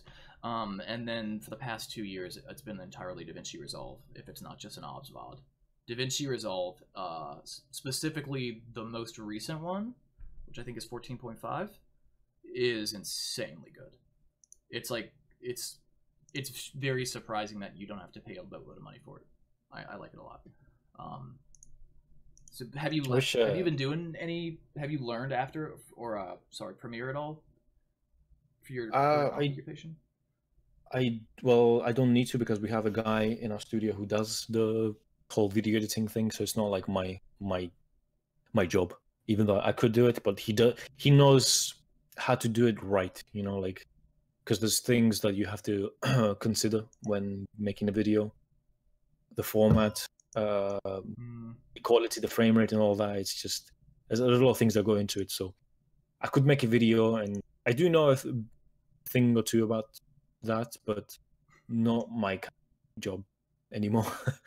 So I could help him with some editing, but I don't. I hope you're still reading the chat. Frey says, I must say Mike's channel can never be topped. There will be many more good Dota channels for sure, but I highly doubt there will be another masterpiece. Zilla said, if laughing could hurt, I think I would have died 4 quadrillion times from Mike's videos. I appreciate it. Frey, I think that's you being too nice. I think there will definitely be a channel that will out best everybody out here just has made content, and it's just probably a matter of time. And if it doesn't happen, then that's fucking sad. Or that we're not gonna see like the next Crocodina or or Frey. Crocodina was a weird one. Like, does he strike you as odd, like as a standout, just because he was so prominent and so good, and then gone? Like, he seemed to be like here for like only a minute. He was for like a very short time. I don't know, like some probably personal things or something. Yeah, he basically said he said he had issues in his personal life and he wasn't going to do it. Yeah, but it's fine. He's understandable. Yeah, but he was really, really, really good. So, what are your like non-tech, like non-esports related hobbies? Like, if you have any. Yes. The one thing I wanted to implement into my videos was my beatboxing. I do a bit of beatboxing, like just like whenever I'm like having a shower, like in the toilet having a shit, dropping a couple of beats while I'm dropping some jukes. That's actually a really awesome talent to have when you're a content creator. And yeah, I wanted to make like an intro, kind of personalized intro, say like Game Grumps type of beatbox at the beginning. But could never really get it to sound good and right, so I just like never did it. Other hobbies, I guess. Well, I'm like running, or rather like trying to exercise as much as I can. But lately, my fucking body's been just like breaking down. The last run I went on, I started feeling like pressure on my shins, and could not walk anymore. Halfway through my run, I was just like started collapsing. I'm getting really unfit. I know that. The thing is, like I'm training to do an obstacle course that's like 20 kilometers in terms of distance, and like 20 obstacle courses in between, which I've done like once, and doing it again this year with the same people I did it last time. So is that like more like cardio or just general strength? You can check it. It's called Tough Mudder. So, no, I know what that is. Okay then, yeah. Yeah, directly. Cool. It's pretty cool. It's a pretty cool thing. Like, it's very uncomfortable. I was gonna say it's the closest thing to CrossFit that is legitimate, in my opinion. I guess. I don't know. Do you know what CrossFit is? Do you guys have that over? Well, yeah, we advanced. Yeah. So like, I don't know. When I've gone through periods of time where I've been like OCD about lifting. Like some people get like so. I've had periods of time where lifting was probably a bad thing in my life because I was spending so much time at the gym, and during that period of time, you become very educated in those things you get obsessed with, and so like CrossFit was like pretty much anything. But Tough Mudder was something that like you'd see CrossFitters doing it, but I also knew people that were like just pure bodybuilders that were doing it too. It's pretty interesting, pretty rough. Like, I mean, when I did it, there wasn't really that many. I mean, I couldn't tell who's a CrossFitter. Like, you can't really, tell apart CrossFitters from just normal people. Well, Yeah. I guess if they're like a little bit built, but yeah, it's just usually just normal people, just people who like to run, just stay fit. Anybody can do it, like without even training. Well, I guess if you don't train, you're gonna have a bad time. But it's not difficult to a point where you can't do it. If your life depended on it, you could easily do it. It's just a thing you do with your friends because you bond together. Like you have a really fucking hard time doing it because it's constantly like uncomfortable. I was like up to my chest in like really fucking cold water and like all muddy around. I had mud in my shoes and socks, and carrying logs and shit. So in the rain, fuck. It was horrible, but at the end of the day, it was fun, and I was glad I did it. Gonna do it again this year, so it was definitely fun. how do you like prepare? Like, do you just generally like do cardio and lift to prepare for one of those? Do you do the specific? Yeah. Just it's mainly the running bit that you kind of need to prepare. Like I'm doing 5Ks at the moment. It's like 5 kilometer run, and I'm trying to increase it a bit more, but the the route I'm taking is a bit hilly, and you got to take it easy because I'm getting like pressure on my shins and it hurts. Taking my time.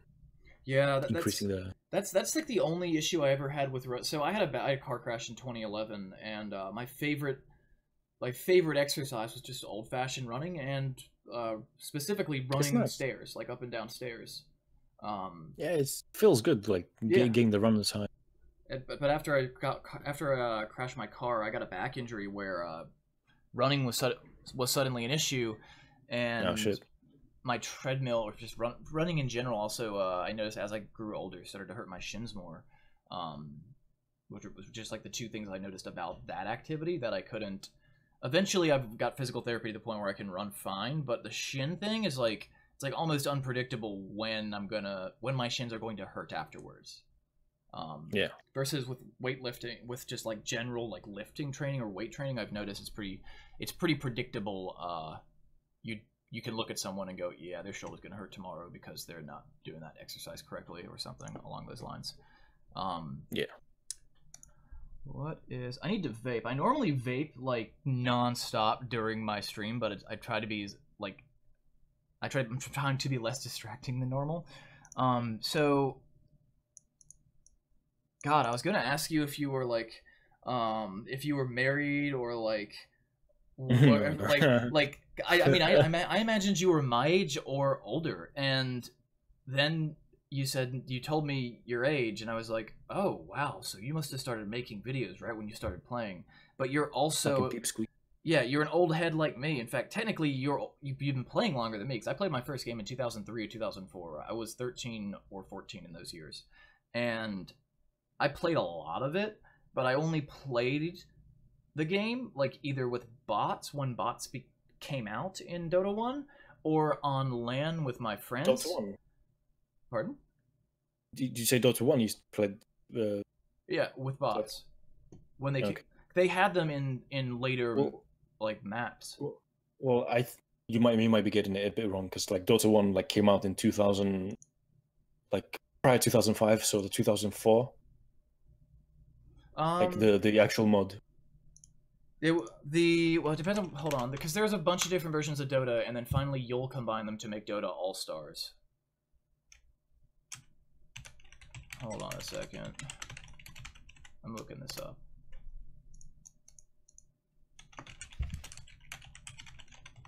Which was inspired by, what was that game? The Aeon of Strife map from Brood War. I mean, there were definitely like a lot of mods similar to Dota, so like...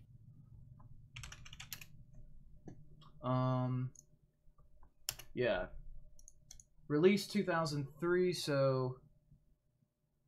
Let's see if we have a specific date. Yeah, the release says 2003 on the wiki, and that sounds about right. Because there was a bunch of different versions of Dota that were basically the same game, except they all had the balance was slightly different in all the games, and the balance was slightly different in all the games, and they had different heroes in all the games. And then this guy named Yol took it upon himself to combine all of these different versions of Dota, and I have no idea why so many people thought it was a good idea to copy Dota. And he put them all together, called it Dota All-Stars, and did his best to balance it. Put that out, and then thankfully, because I feel like we would have just been, we would have never got anywhere, that became the accepted version of the game. And then about the same time, Steve Freak, or Gwinsu, which was the name of the sheepstick, Yol being the Yol scepter, but Steve Freak or Gwinsu got involved around the same time too. For those of you that don't know, Steve Freak is one of the people in charge of Riot, as is Pendragon, both of which were Dota devs before they left in 2005, leaving the only dev left on the team, Ice Frog. Ice Frog joined when they left, about around the same time they left. I know Ice Frog joined in 2005.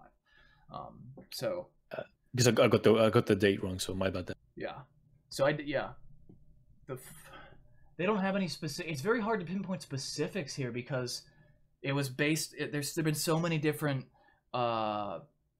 things that were called Dota, and there were so many games that were so similar to Dota that came out in other games, like the Aeon, like is technically Aeon and Strife like Dota. So I've asked you about the passion. All right, so you told me about Combo. Is there anyone else that you hold in the same regard? Are there any pros, personalities in esports, casters, anybody that people would know of that a Dota fan or a hardcore fan would know of that you want to just say you're fucking awesome, and why do you want to say they're awesome? Well, well, I do think there's a lot of fans that I've had over the years that were just really nice and occasionally dropped me a message on the page. I can't name them right now because I barely remember any names, but a lot of the fans were really fucking nice and really supportive, and just like a massive shout out to them. And I think overall, a personality from the Dota scene, I love Dendi because how much positivity he he is like the icon for Dota 2, or rather was, because it doesn't seem like it anymore. Yeah. But at the beginning, Dendi was like the fucking icon for Dota 2. He was such a nice guy, like always smiling, such a cheery guy, and I loved him. He watched one of my videos actually and shared the sniper video on Twitter a really long time ago. So I was like really glad like he watched some of my videos. So he's a cool dude. I like him. Sometime I gotta tell you the full story of like me hanging out with all these pros at MLG Columbus in 2013. But I got to hang out with Dendi like for like a whole evening. Like I was able to like find the tiny club that the esports people went to, and pretty much everyone in there was like an esports professional. Like they were either a pro, or they owned a team, or they worked for Twitch. The entire club. It was a small club, but it was packed.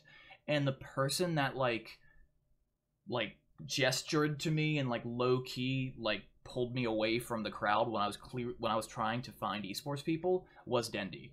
And he our cyborg Matt then gave me directions. But look, let's just say I got to hang out with him for a night when he was getting hammered at a large club, and I've seen him at an event.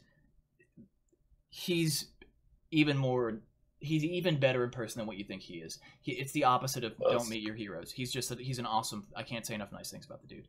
That's really good. I'm really happy to hear that. To be honest, there was pretty much every single Dota personality I've met, even including Puppy, like people that are a lot of people that are perceived as not so nice. Yeah, they can be jerks, but really the Dota community for me, like a lot of people in the community are heroes, and I've never had an experience that was never meet your heroes in Dota 2. Like all of the pros that I've met have been pretty nice.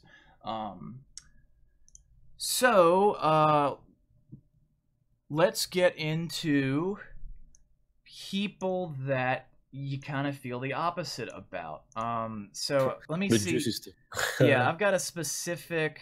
Oh, before that, one last question: were you influenced, other than the obvious, Croco?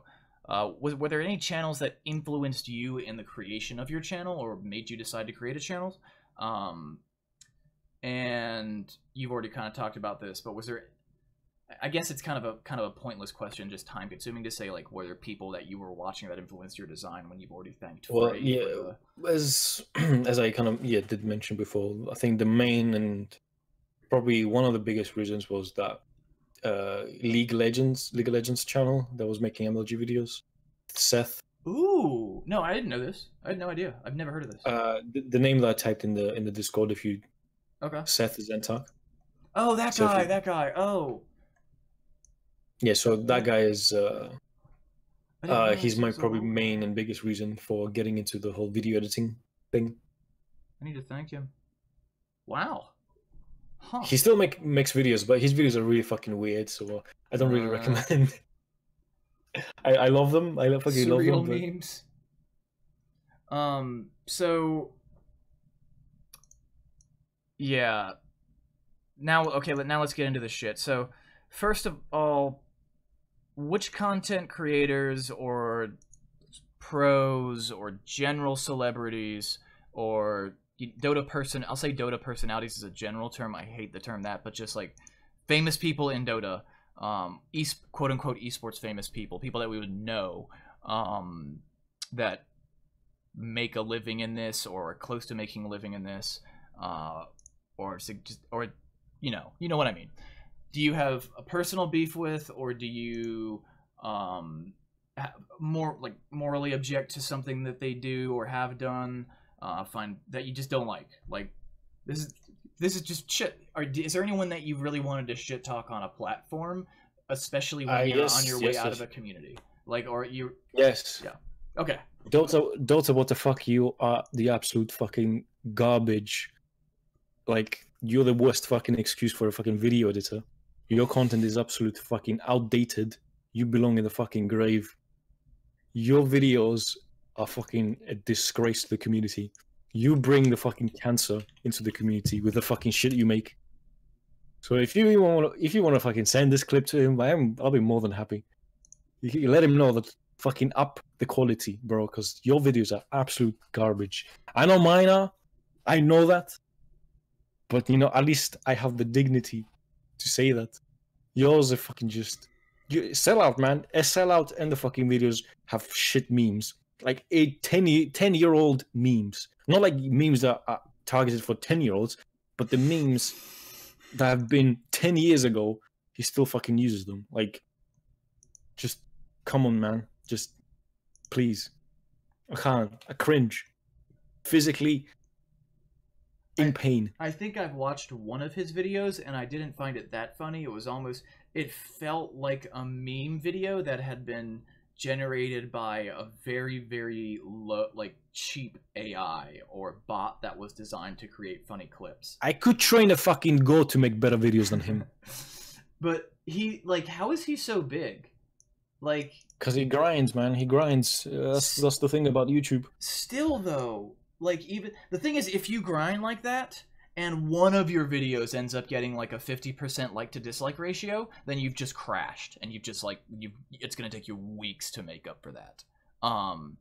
Like, if you get the views, I think it's fine. Like, it's honest, because likes or dislikes you might not favor in terms of how much it gets spread on the platform itself. But if he's got the subs to back it up, it doesn't matter. People could just go back and watch the same video again and again. He'll get monetized. It doesn't matter. There's like no way that he legitimately has that many subs, though, because he just puts a video that's like he makes those like really short clips now, and he puts some really fucking shitty memes on top of it, and like every couple of days makes another one. So they're effortless. 1 they're minute. effortless Yeah, videos. I see that the over a minute, so it's really easy to put out one guaranteed every day, and then if he wants to work on content pieces in between, he can. And as long as he makes sure that he gets a high like ratio on that, then he can keep going, keep growing. Interesting. That's like pure, probably luck at the time because the YouTube algorithm has changed, but like very. God, it's just weird because when I spent the first 20 minutes of what we were supposed to be using as the interview to double check my data and making sure that when I talked about the significance and the influence that your channel has had compared to others, and how old and how many people have descended from you, I didn't miss anyone. I never even considered this guy. I didn't think about him. I'm not subscribed to him. Good. Fuck him. Like, fuck that guy. I have no idea. Ooh, Hatton was one that he's an old school dude too. He's a guy I miss. I loved Kotal Gifmana. I'm sad he fucking like switched. I'm sad Game Leap associated with him. I understand it. Honestly I understand it, but fucking sad because just that's fucking for low. Hatton or for what? No, for Game Leap with what the fuck, yeah. Oh yeah, they gotta. He's too big. I mean, well, it's up to them. It's like you're gonna spend, like, the bigger the platform gets. Well, like once a platform gets a certain size, like you're basically like you're paying per view, and you. Oh, Hatton. Oh yeah, wait. I know what you're talking about, Hatton. Yeah, I know who that is. Yeah, Kotal Gifmana. No beef with him. I don't necessarily think his content is bad or anything. Oh, I was actually saying I missed him. I'm very neutral about him. So no hate, no like as well. He's basically out of the scene anyway. Like, he's, like, several steps behind. Like, he's been out of the scene for a long time. So, who's that person? Let me look up the message specifically. This guy kept asking, Mugi, capital M, yeah. Mugi. Mugi, yeah. What Mugi. happened with Mugi, and is there any chance he will drop a video ever? So, I don't know if that means if Mugi will drop a video, if you will drop a video ever. Okay, so if I were to speculate to exactly what happened, who is Mugi? Mugi was a guy who I played DotA with. He was a really cool dude when I first started talking. He was like a subscriber from very, very early on, and he was a really solid dude. I liked it. I really liked him. We got along very well, and we played games together. I even have a video made together with the Blazing Duo video. That was like me and him. Oh, okay. So it all went wrong when I actually decided that it'll be a good idea to go visit him, and that was in Sweden. One thing I should not give a note to everybody is that if you think you know somebody online and you go visit them, you don't know them. You don't fucking. You think you might know them, but you don't. Oh no. Without having I don't want to shit too much on him because I've moved on, and if he fucking watches this video, I'm sure he'll get on the a rant. Like he'll start ranting, which is like a thing that he does. It's like his one quality. Ranting is. I mean, I like to rant, but he's like that's a habit. No, this is like his like #1 go-to quality. And don't want to shit too much on him, but things just didn't work out between us. I realized he's not the type of person I want to associate with because of how things went. And I know you're trying to be vague for a reason, but can you be like a little more specific with a legally questionable? No, nothing illegal or anything like that. It's just the things he did was I considered to be a bit of a douche. Like if he was a true friend to me, he wouldn't do those things that he did. And I don't want to say the things that he did. I will just leave it there.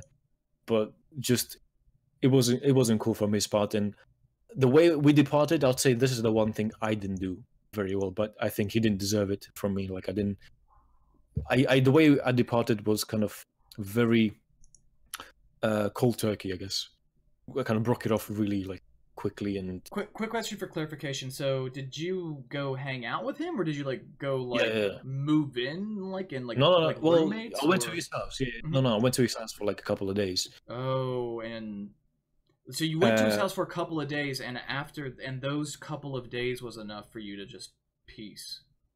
Yeah, it was. Yeah, those days were enough to kind of understand what kind of a person he is, and he had kind of no respect in a way for some like boundaries and all. What else I was gonna say? Sweet baby. Yeah, Jesus. just like it was enough for me to kind of make an evaluation about people I want to hang out with, and he was not one of them. Or I wish, you know, this is my one regret. I wish I kept it online. I wish I kept it online. We could have been great friends. We could have just kept it there, and everything would have been good. But Like, it was my mistake that I fucking went yeah, to visit.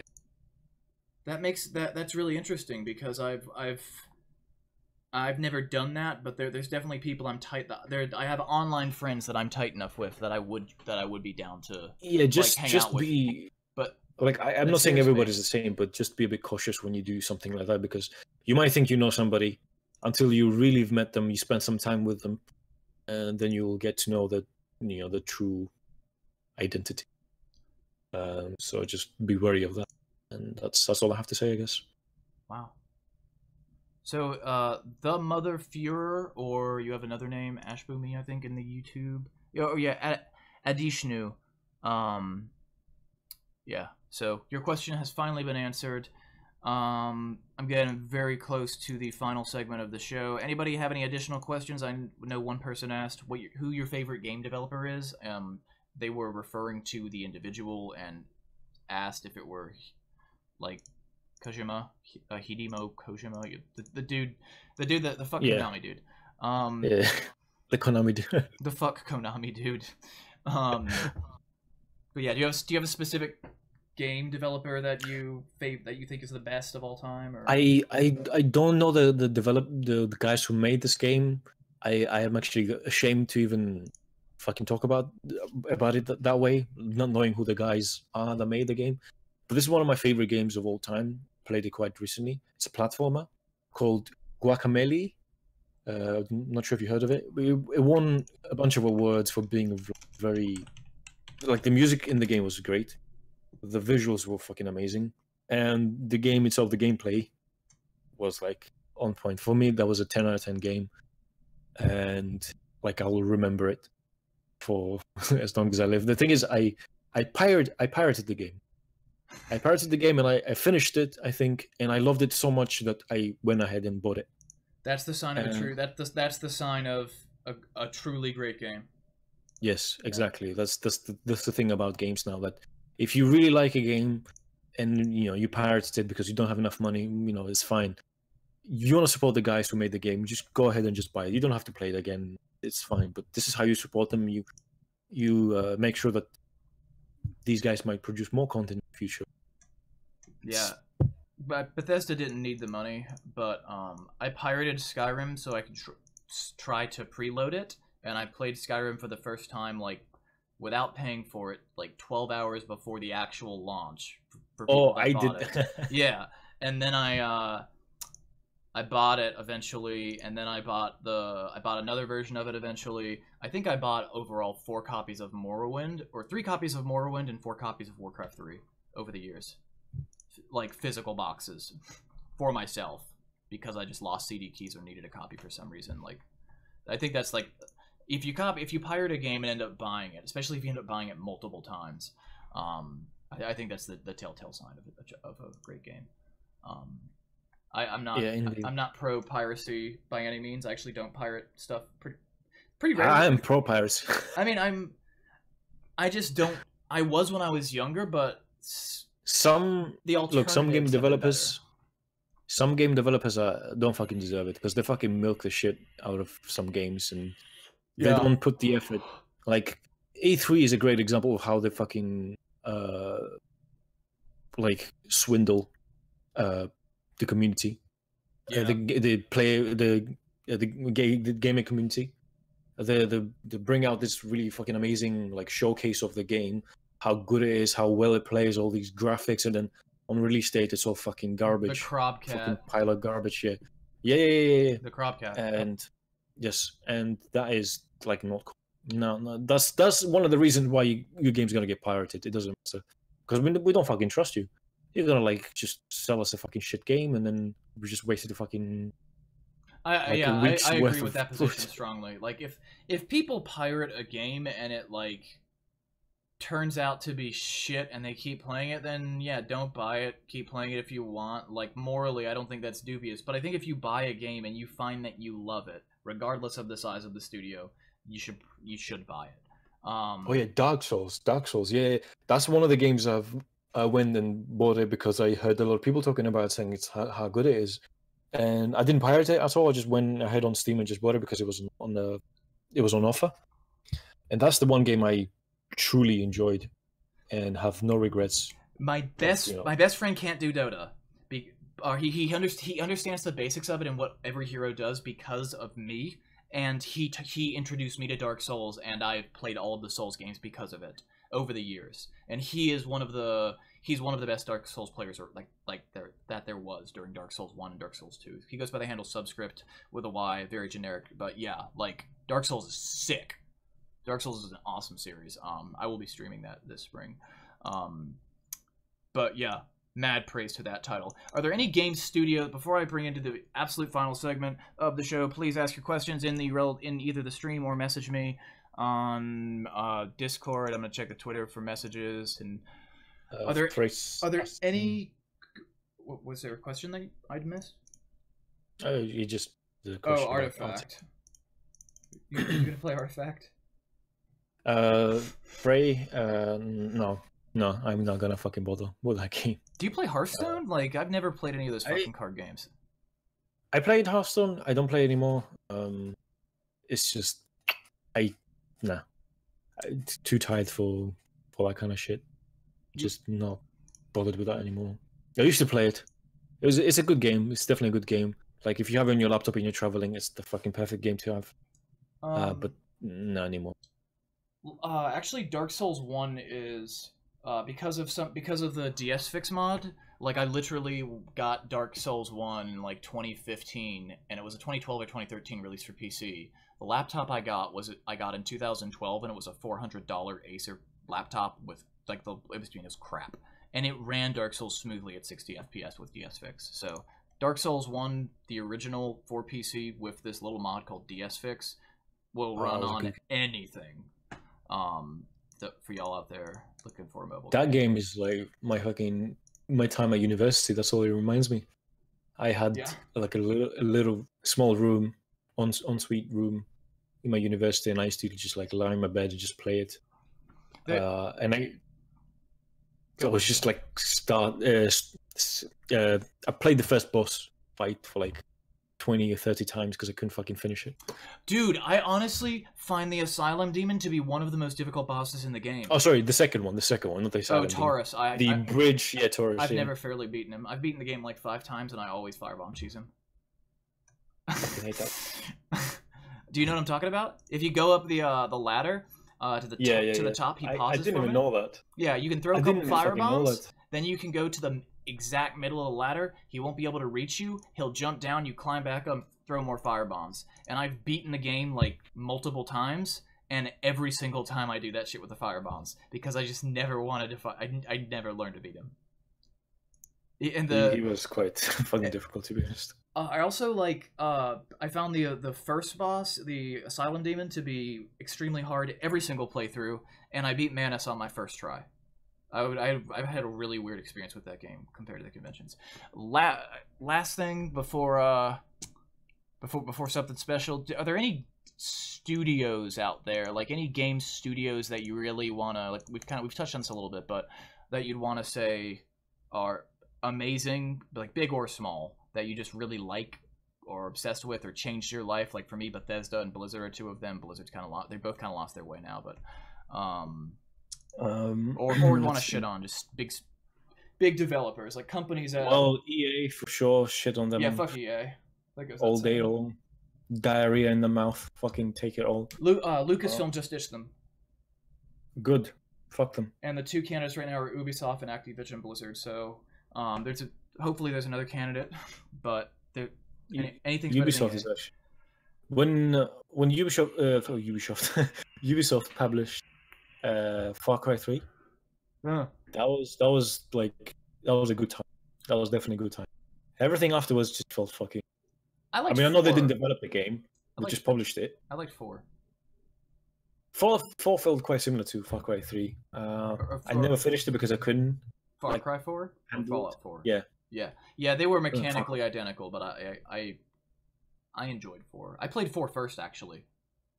Really? Yeah, my girlfriend bought an SSD that came with a free copy of 4. I never played with it. She gave me the copy because she was gonna sell for like $5 or $10. Guys, go to the YouTube link if you can't watch on Twitch because your bandwidth is too low, because YouTube will let you adjust the resolution and thus your bitrate.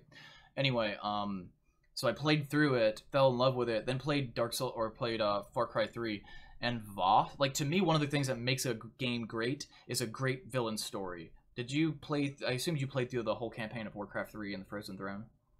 Yes. I fell in love with that franchise the moment that Arthas killed his father. Spoiler alert if you haven't played. But that's when I fell in love with the series. That's when I was like, this is fucking cool. This is interesting now. And I think Far Cry 3 was so good to me because of how good of a job they did selling Michael Mondo as a villain. They just had him be himself. Like, they made the villain based on the appearance of the actor that played him. He's in Breaking Bad as well, you know that? Yeah, I do. Breaking Bad.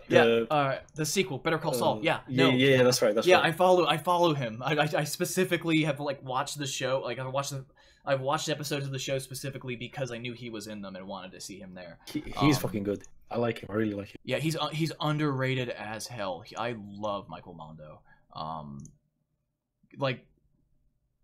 This question was probably already asked, but do you have a favorite video game? Like, who the hell can pick a favorite? Let me say something about comp games. Comp games are fucking addictive as fuck. Comp? Yeah, just competitive games. Oh, okay. Like Dota League, whatever, Hearthstone, esports. Overwatch, esports in general is just fucking addictive as fuck. Try to stay away from them as much as you can, because they will fucking ruin your day. They will ruin your life. I don't know. I feel the opposite. I get hooked on MMOs and I feel like I'm doing nothing, but when I'm competing with people, I feel like I'm at least bettering myself in some way. Yeah, if you can handle it, if you can take the heat and handle it, that's all good. But there's some people who can't, here's a name from the Dota community who I have a little bit of a concern. I don't know if she's still like that. Sheepstick? You know what I'm talking about? Do you know who Sheepstick is? I have that. That's this old Ben Kenobi meme. That's a name I haven't heard in a long, long time. She's in the Enigma circle in a way. She's like an illustrator, designer. Oh yeah, I know who she is. I know who she is. Yeah. Yeah. I played with her a few times. She's really good. She's really good in Dota. She's like 5K, I think now, maybe more. Wow. Who knows? But she used to get very fucking salty. Like, we've all you did something wrong in the game, and she'll get like super fucking salty. That just like ruined the experience for me, and like I don't want to play with that kind of people. When we had people playing with us, and we like to fuck about a lot. My group like to fuck about so much. From all the videos you can fucking tell. And when we had one guy that was like super salty and he's taking the game too seriously, we just fucking ditched. Fucking sayonara. Just no, don't take that shit. Yeah, specifically when I often won't, like, my real life friends are like, one of my real life closest friends is about the same level as me in Dota in every hero but Lycan. I feel like when I'm playing Lycan, I'm playing a different game, but we'll kind of have an attitude going into it of whether or not we're picking to win or if we're about to meme. Like, there's some games where we'll just pick Axe and Coddle and pick one guy and chase him around the map all game and just make his day miserable. Was there any game that, like, really, other than Dota, that really influenced you, or that you look back in time and go, like, their big decisions and big views in my life have been affected by? 'Cause I have a few of those, but I don't think there's any game like that has made me like changed my view on life or anything like that. Like this, I just think of games as games. But if I were to say which games have been like my utmost favorite, something that has stuck with me my whole life, then Far Cry 3 is definitely one of them. I spent a long time playing that game. Skyrim was one of them as well, because Skyrim was to ask. Yeah, that was like one of, I think it was amazing, like one of the best games ever made. Are you honestly. are you familiar with? Do you know what Morrowind is? Yeah, the yeah, I guess game, but it or was before Oblivion in the series. That is, yeah, that's my Skyrim. That game is, when I hear the intro, I start to tear up like every time. Like it's, fair enough. And Jeremy Soule did the music for it, and when I heard he was doing music pack for Dota 2, I was so excited, and then I was pissed because he didn't do most of the work on it. But yeah. But he's a game that I don't know if you heard. Have you ever heard or played this game? It's called Oddworld Abe's Odyssey. Yeah, I own it. Yeah. Oh yeah, that's a classic, dude. Yeah, that was one of the fucking PS1 legends. So that's interesting that you mentioned Skyrim, because there's three games I always mention as like the three games that sort of shape my opinion of video games and change them from being just something that could be fun to something that could be like meaningful in life. And that was Final Fantasy XI Online, which was an MMO like a lot of people experienced with WoW, just in terms of the social experience and the progression experience. They also, whenever they released an expansion for that game, they didn't change the level cap, so people's gear stayed relevant. And the game was a year older than WoW. Like, they were just really smart to do that, I think. And then the other game was Morrowind, so your Skyrim experience. And then the third game, probably most influential game in my life, was Warcraft 3. And I had no idea what it was. A friend of mine asked me to get it for him, and he would do my homework in middle school when I was like 12. And I finally said, I'll get it. I'll ask for Christmas. I'll ask for it for Christmas. I'll get it, and then give it to you when we get back. And he agreed, did my homework for me once. And we were over Christmas break so long, I was like bored. I was like, yeah, I'll give it. I'll see why he's so hell-bent on it. And I still talk to him to this day. I was in his wedding, but he doesn't game, like, I don't think he's played through StarCraft. Like, he doesn't game much. He's married. He's old. He's got a, I guess, more traditional styled life. But him making me buy that game for him has definitely impacted my life more than anyone could have predicted. So, quote from Dracus, tell him, quote unquote, your mom gay, and I will miss his pub scrub videos. Look over at the Discord if you would.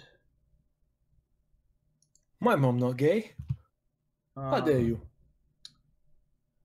I'm gonna invite you to. Your mom gay. Should be in a server now. All right, everybody, go to the voice channel here.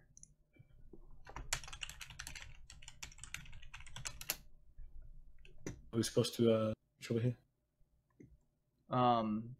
Just some people that wanted to make shout-outs. So hello. So Flick made the tribute video to you. Hello, Flick. Hey, man. How you doing? I'm fine, and you? Pretty great. Yeah, Flick I actually wasn't familiar with. I was. I swear to God, Frey, if you used the MLG Adam sound to talk. Oh my God. Hey, Mike, I just came here to say that your mom gay. Bye. Dracus, you've got to stop. Holy shit. I did not know my mom gay. I'm adding you, Dracus. Your mom and dad gay together. Oh shit. Fuck, I must be lesbian then.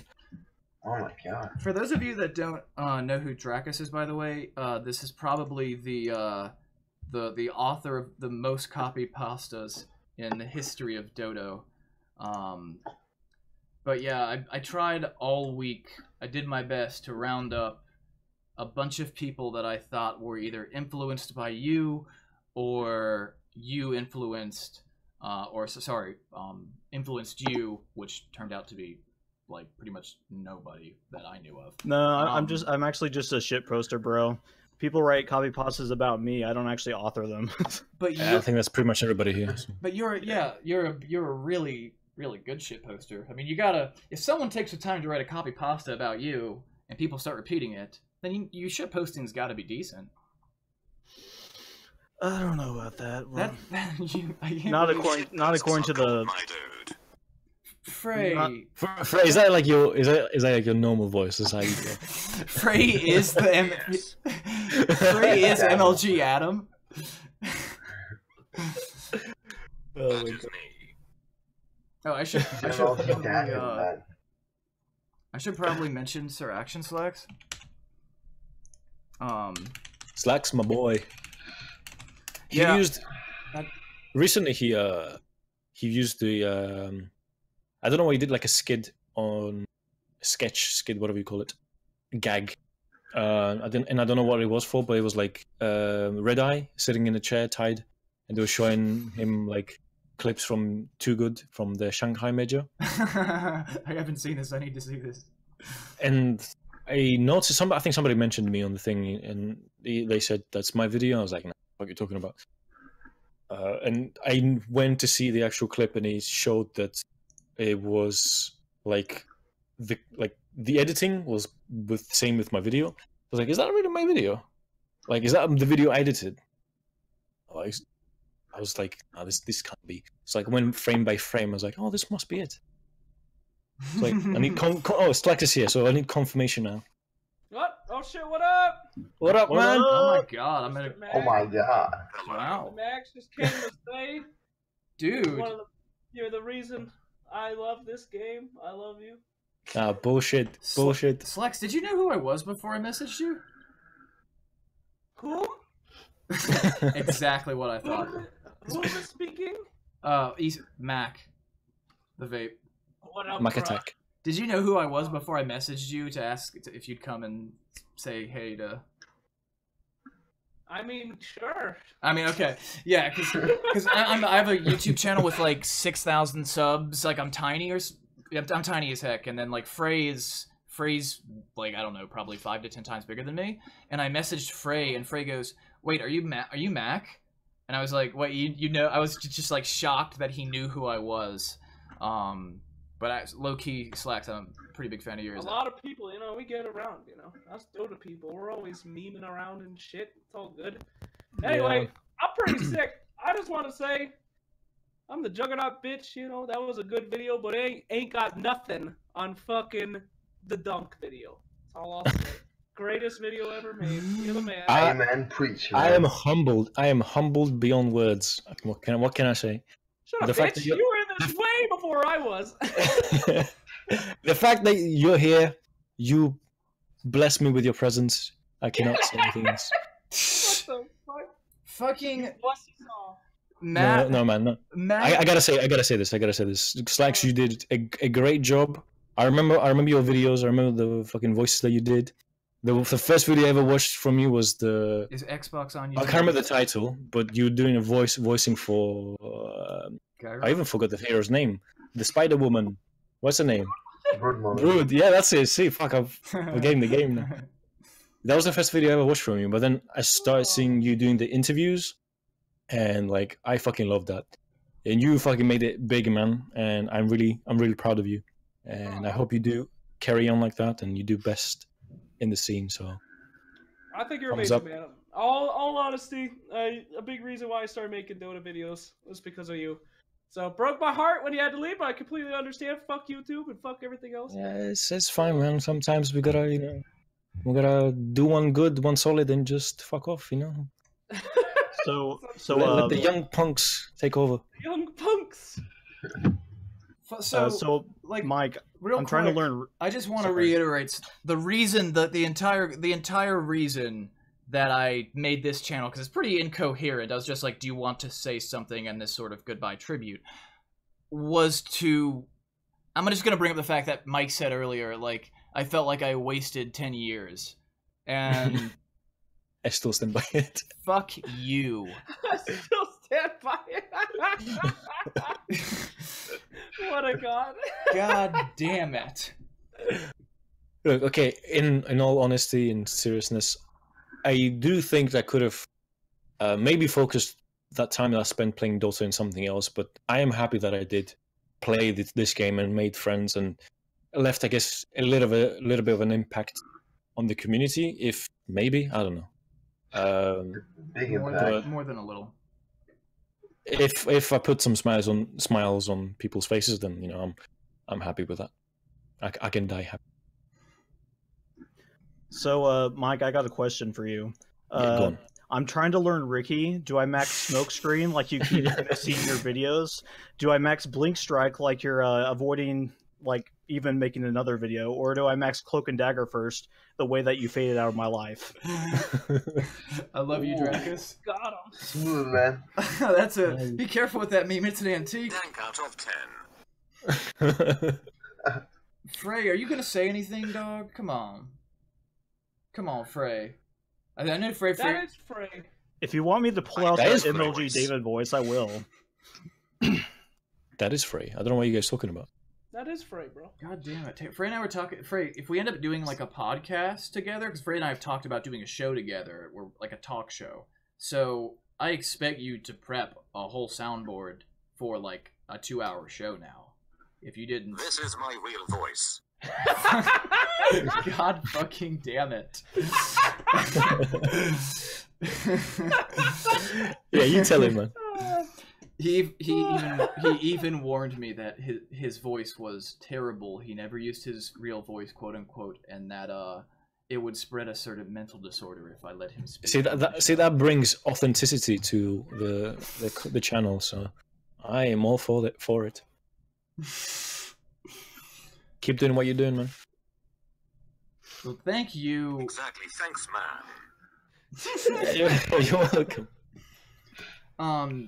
I don't know if Flick wanted to say anything specific. Flick is a lot of. I feel like the people that are watching this video probably know Flick the least. He's a YouTuber that made the TryMike4Instance tribute video, and Oh, that was you. yeah, Yeah, that was me, man. Oh shit, dude.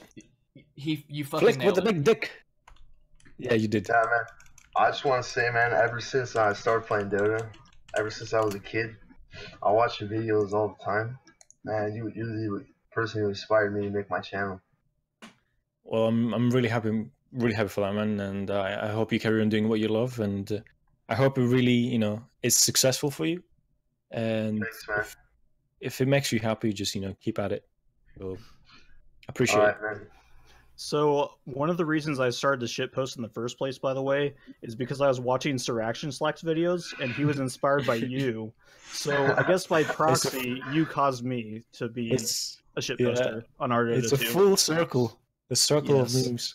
It truly is. Oh my god. And Slacks, why don't you make any more of those silly voices videos? I miss those. Cause he's got a It's job. impossible. No, I can't, because, like, everyone recognizes my annoying voice now, so it's not fun. It was fun when no one knew who you were, because you got to be in character and stuff. Yeah. Yeah, you could fuck about and do whatever. Yeah. I gotta do it in other games. Alright, guys, I'm sick. I have gotta something go. to Thank say. you so much for- Yes, oh, hold on, hold on. Started making content. As well, Slacks is my reason for getting into Dota. I am starstruck. Shut up, Frey. The thing is, he's Bye. dead serious. Thank you so much for staying, Slacks. But yeah, Free. yeah, he's serious. Yeah, thanks, Lex, and Bye, hope guys. Appreciate You it. do good, man. Thank you. see you, man. Yeah, Bye. I don't know if you're watching the stream, Mike, but I have in writing a comment from MidOrMeepo from the channel.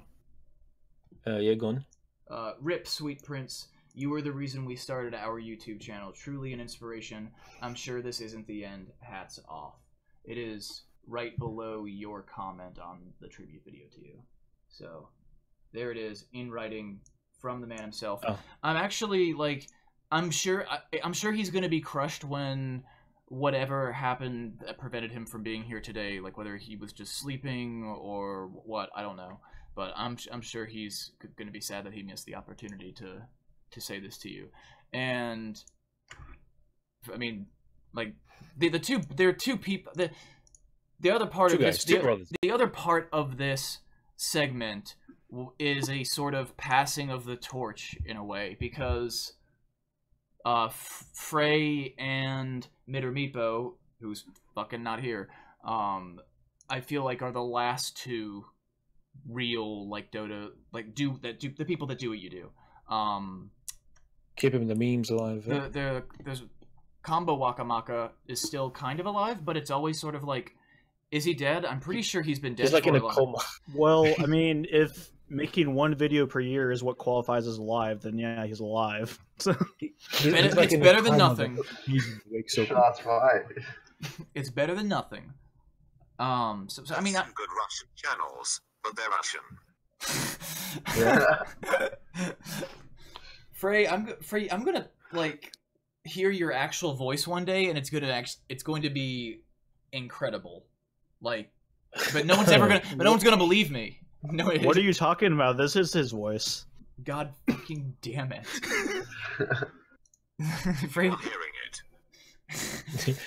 You tell him that. we all immediately try to quiet down as soon as we see Frey start to talk, so that he won't have to replay the entire pre-recorded voice generation. It's when God speaks, everybody goes quiet.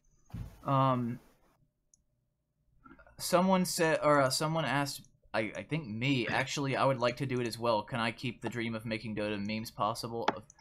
Yeah, you can. Also, did you sort of know exactly what you wanted your video to look like before you started editing, or did your editing shape it, or was there an equal portion there, or what? So here's how my session went with Dota 2 video editing by TryMike4Instance.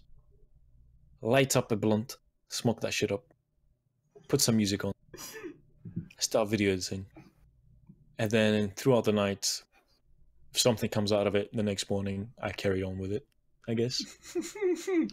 So usually I used to like fall asleep and just kind of visualize how I wanted my video to play out. Mm-hmm. I had the music already. Like the music came first, so the music was chosen first. Listening to it, visualizing it, how it would look like, how it would flow, and the editing. That's how it went first, and then in the actual editing. So that's how I did. That changed a little bit towards the end of the career. Since it became a bit corporate, you know. Yeah. It was like just like music editing. There was no like creativity involved in it. It felt very tedious to do it, and yeah, I guess it's kind of how I lost the whole vibe. The very last video. Copy that method. Now music first, then blunt, and then edits. Yes, that is the key. That is the key to making fucking dank meme video. So you gotta pick the music out first, and then blunt. Was there a step before blunt, or is it topic? Well, if you don't remember at this point, then you've done everything correctly. Okay, good. You also drink 3 Monsters together as well. Oh yeah, and a Mountain Dew. And Mountain Dew, yeah. Mountain Dew. One I've always wanted to make, like when I watch some of these videos, I think to myself, I know exactly how to replicate this in video editing software, but I just have no idea where you guys get the creativity to think to make these things. Weed, man, weed. Smoke lots of weed. I actually don't smoke weed. I smoked a lot of weed when I was younger, like 18 to like 21, 27 now for reference. But still got time. Still got time. I don't know. I just get hungry and sleepy. I never really got creative. I'm stoner friends that would smoke weed and then they'd produce massive works of art like you did. I would call this art. But thank you for helping legitimize the, like, it's been a hard struggle as it is to make being a professional video game player a career for a few hundred people that are good at it. Maybe a few thousand, but like really a few hundred that are actually successful. And you've taken that a step further and made shit posting about that a profession. Whoops. I gotta go get pizza, sorry. What am I doing? What do you do for a living? I'm an internet troll is now a legitimate answer. Also, I guess you deserve a little credit for that too, Dracus, but thank you so much. Yeah. Does anyone have anything else to add before I just go with some closing notes to Mike? Like what I was gonna say, if you're good at something, never do it for free. Sorry for the interruption. I have to go get the pizza real quick. Word. Take your pizza. Word. I'm muting your ass. So yeah, Flick, thanks for the tribute video. You kind of actually saved me some time from making a goodbye video on my channel. I had lost all fucking motivation to do any video editing whatsoever, so you actually did me a solid. No problem, man. Thanks, man. Nah, man, it was my pleasure. That is being Appreciate linked. it. The tribute video is being linked in both chats. The least I can do to thank you, man. When cool, man. when this video ends, I will cut off my mic and cut all the calls and show the tribute video. But and you might want to be prepared for the volume to potentially be really loud, but whatever. Basic. That video's fire. Flick, you deserve more. Flick only has 507 subscribers. When I saw this video, I was like, I assumed MidOrMeepo or somebody had made it. Like, someone who literally, a professional in the sense they do it as their profession, made it. It's very, very well made. I found it hit me where I live. It's sad to see you go, Mike. But thank you so much for all the years, all the memories, all of the memes. I mean, I watch some of these videos on a weekly basis. When I'm having a bad day, I will watch Mr. Steal Your Intel, Swag Fiend, Swag Fiend. There's so many videos that remind me of so many different times in my life, and where I was at that time. But even more than that, some of these videos were years old will still make me. I've seen them a dozen times, and they will still make me fucking crack up. Like Arc Golden, like, I don't know, man. I'm really happy that if these videos made you guys have a bit of a good time, then I did my job. That's it. You didn't make videos that made us smile and laugh. You made videos that made people smile and laugh so much that they went on to make videos that made people smile and laugh for a living in some cases. It's funny to think about it. Put it that way. You're responsible for quite a few smiles and laughs, quite a few million at least. At the That's what we gotta do, though. We gotta keep the memes up. We keep on moving. Sorry, keep on memeing forward. Keep on memeing forward. I just hope you don't ever think of your time with us as a waste, because anything you're passionate, I guess not necessarily. anything you're passionate about, like anything you're passionate about and become this good at. I mean, God, I will never leave a mark on it. I don't think I'll ever leave as big of a mark on as many people as you have with this YouTube channel. And guess when I'm old and I have children, I'll be like, listen here, kids. When I was your age, I used to type Kappa in the chat. But really, I made meme videos on Reddit. They were top kick. They were top kicks. We got some top kicks in here. I think Chaos Dunk is better than Death is My Bitch, but I also really like K-Drew. But thank you for taking so much time to do this. Thank you for having me. It's been forever. Dude, my platform's fucking tiny. I'm literally no one. Like, having you here is a privilege. Well, I'm very happy that you think like that, but I don't think I'm really anything that special. I'm just some dude that just did some videos and that's it. Really, nothing special about me. You could do the same thing, and anybody else can do the same thing. I just did something that I enjoyed. That's all I did, honestly. And I think over time I left because I didn't enjoy it. That's pretty much the only difference. If you love what you do, do it. It doesn't matter if there's a lot of people liking it or if there's few people liking it. You have your group that you can share it with, and all together have a good laugh. And I think that's the most important bit. So yeah, thank you very much for having me. I hope all of you do good in your lives, do achieve your goals, because I'm striving to achieve mine. So it's all Gucci in this side. Thanks, man. I would thank you. You succeed, I need bro. to say Thank you for all the dank memes, Mike, and do you have any advice for 3D modeling in Blender? Trademark. For a scrub like myself. Message me later, man, and we can have a proper talk. I'll give you all the knowledge I have. Anything you need. Just hit me up. Cool.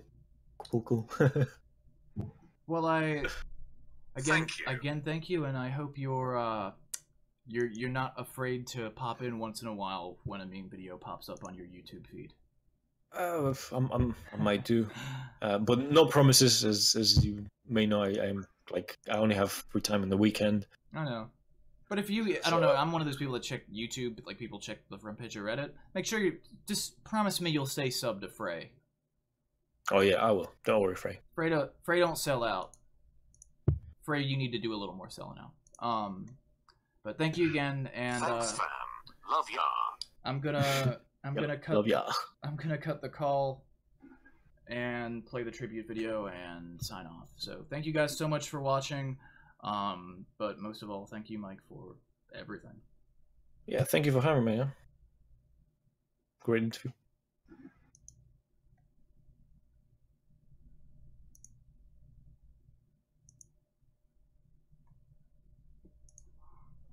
Sorry, guys. Give me 1 second.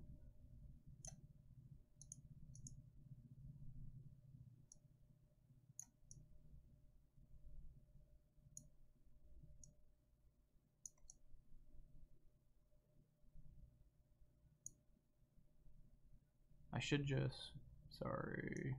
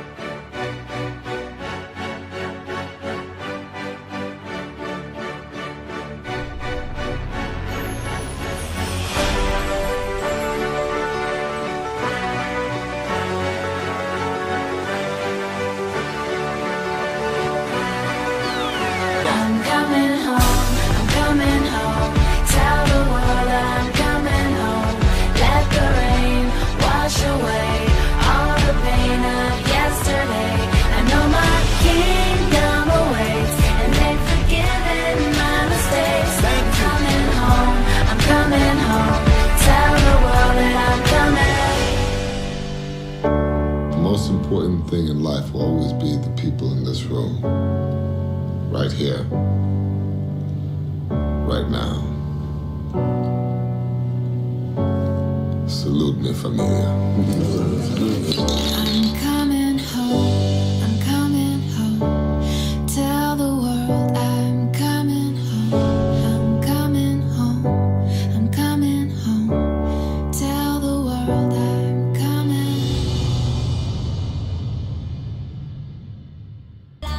Peace out, motherfucker. If you come around here, I'll make 'em all day. I get one down in a second.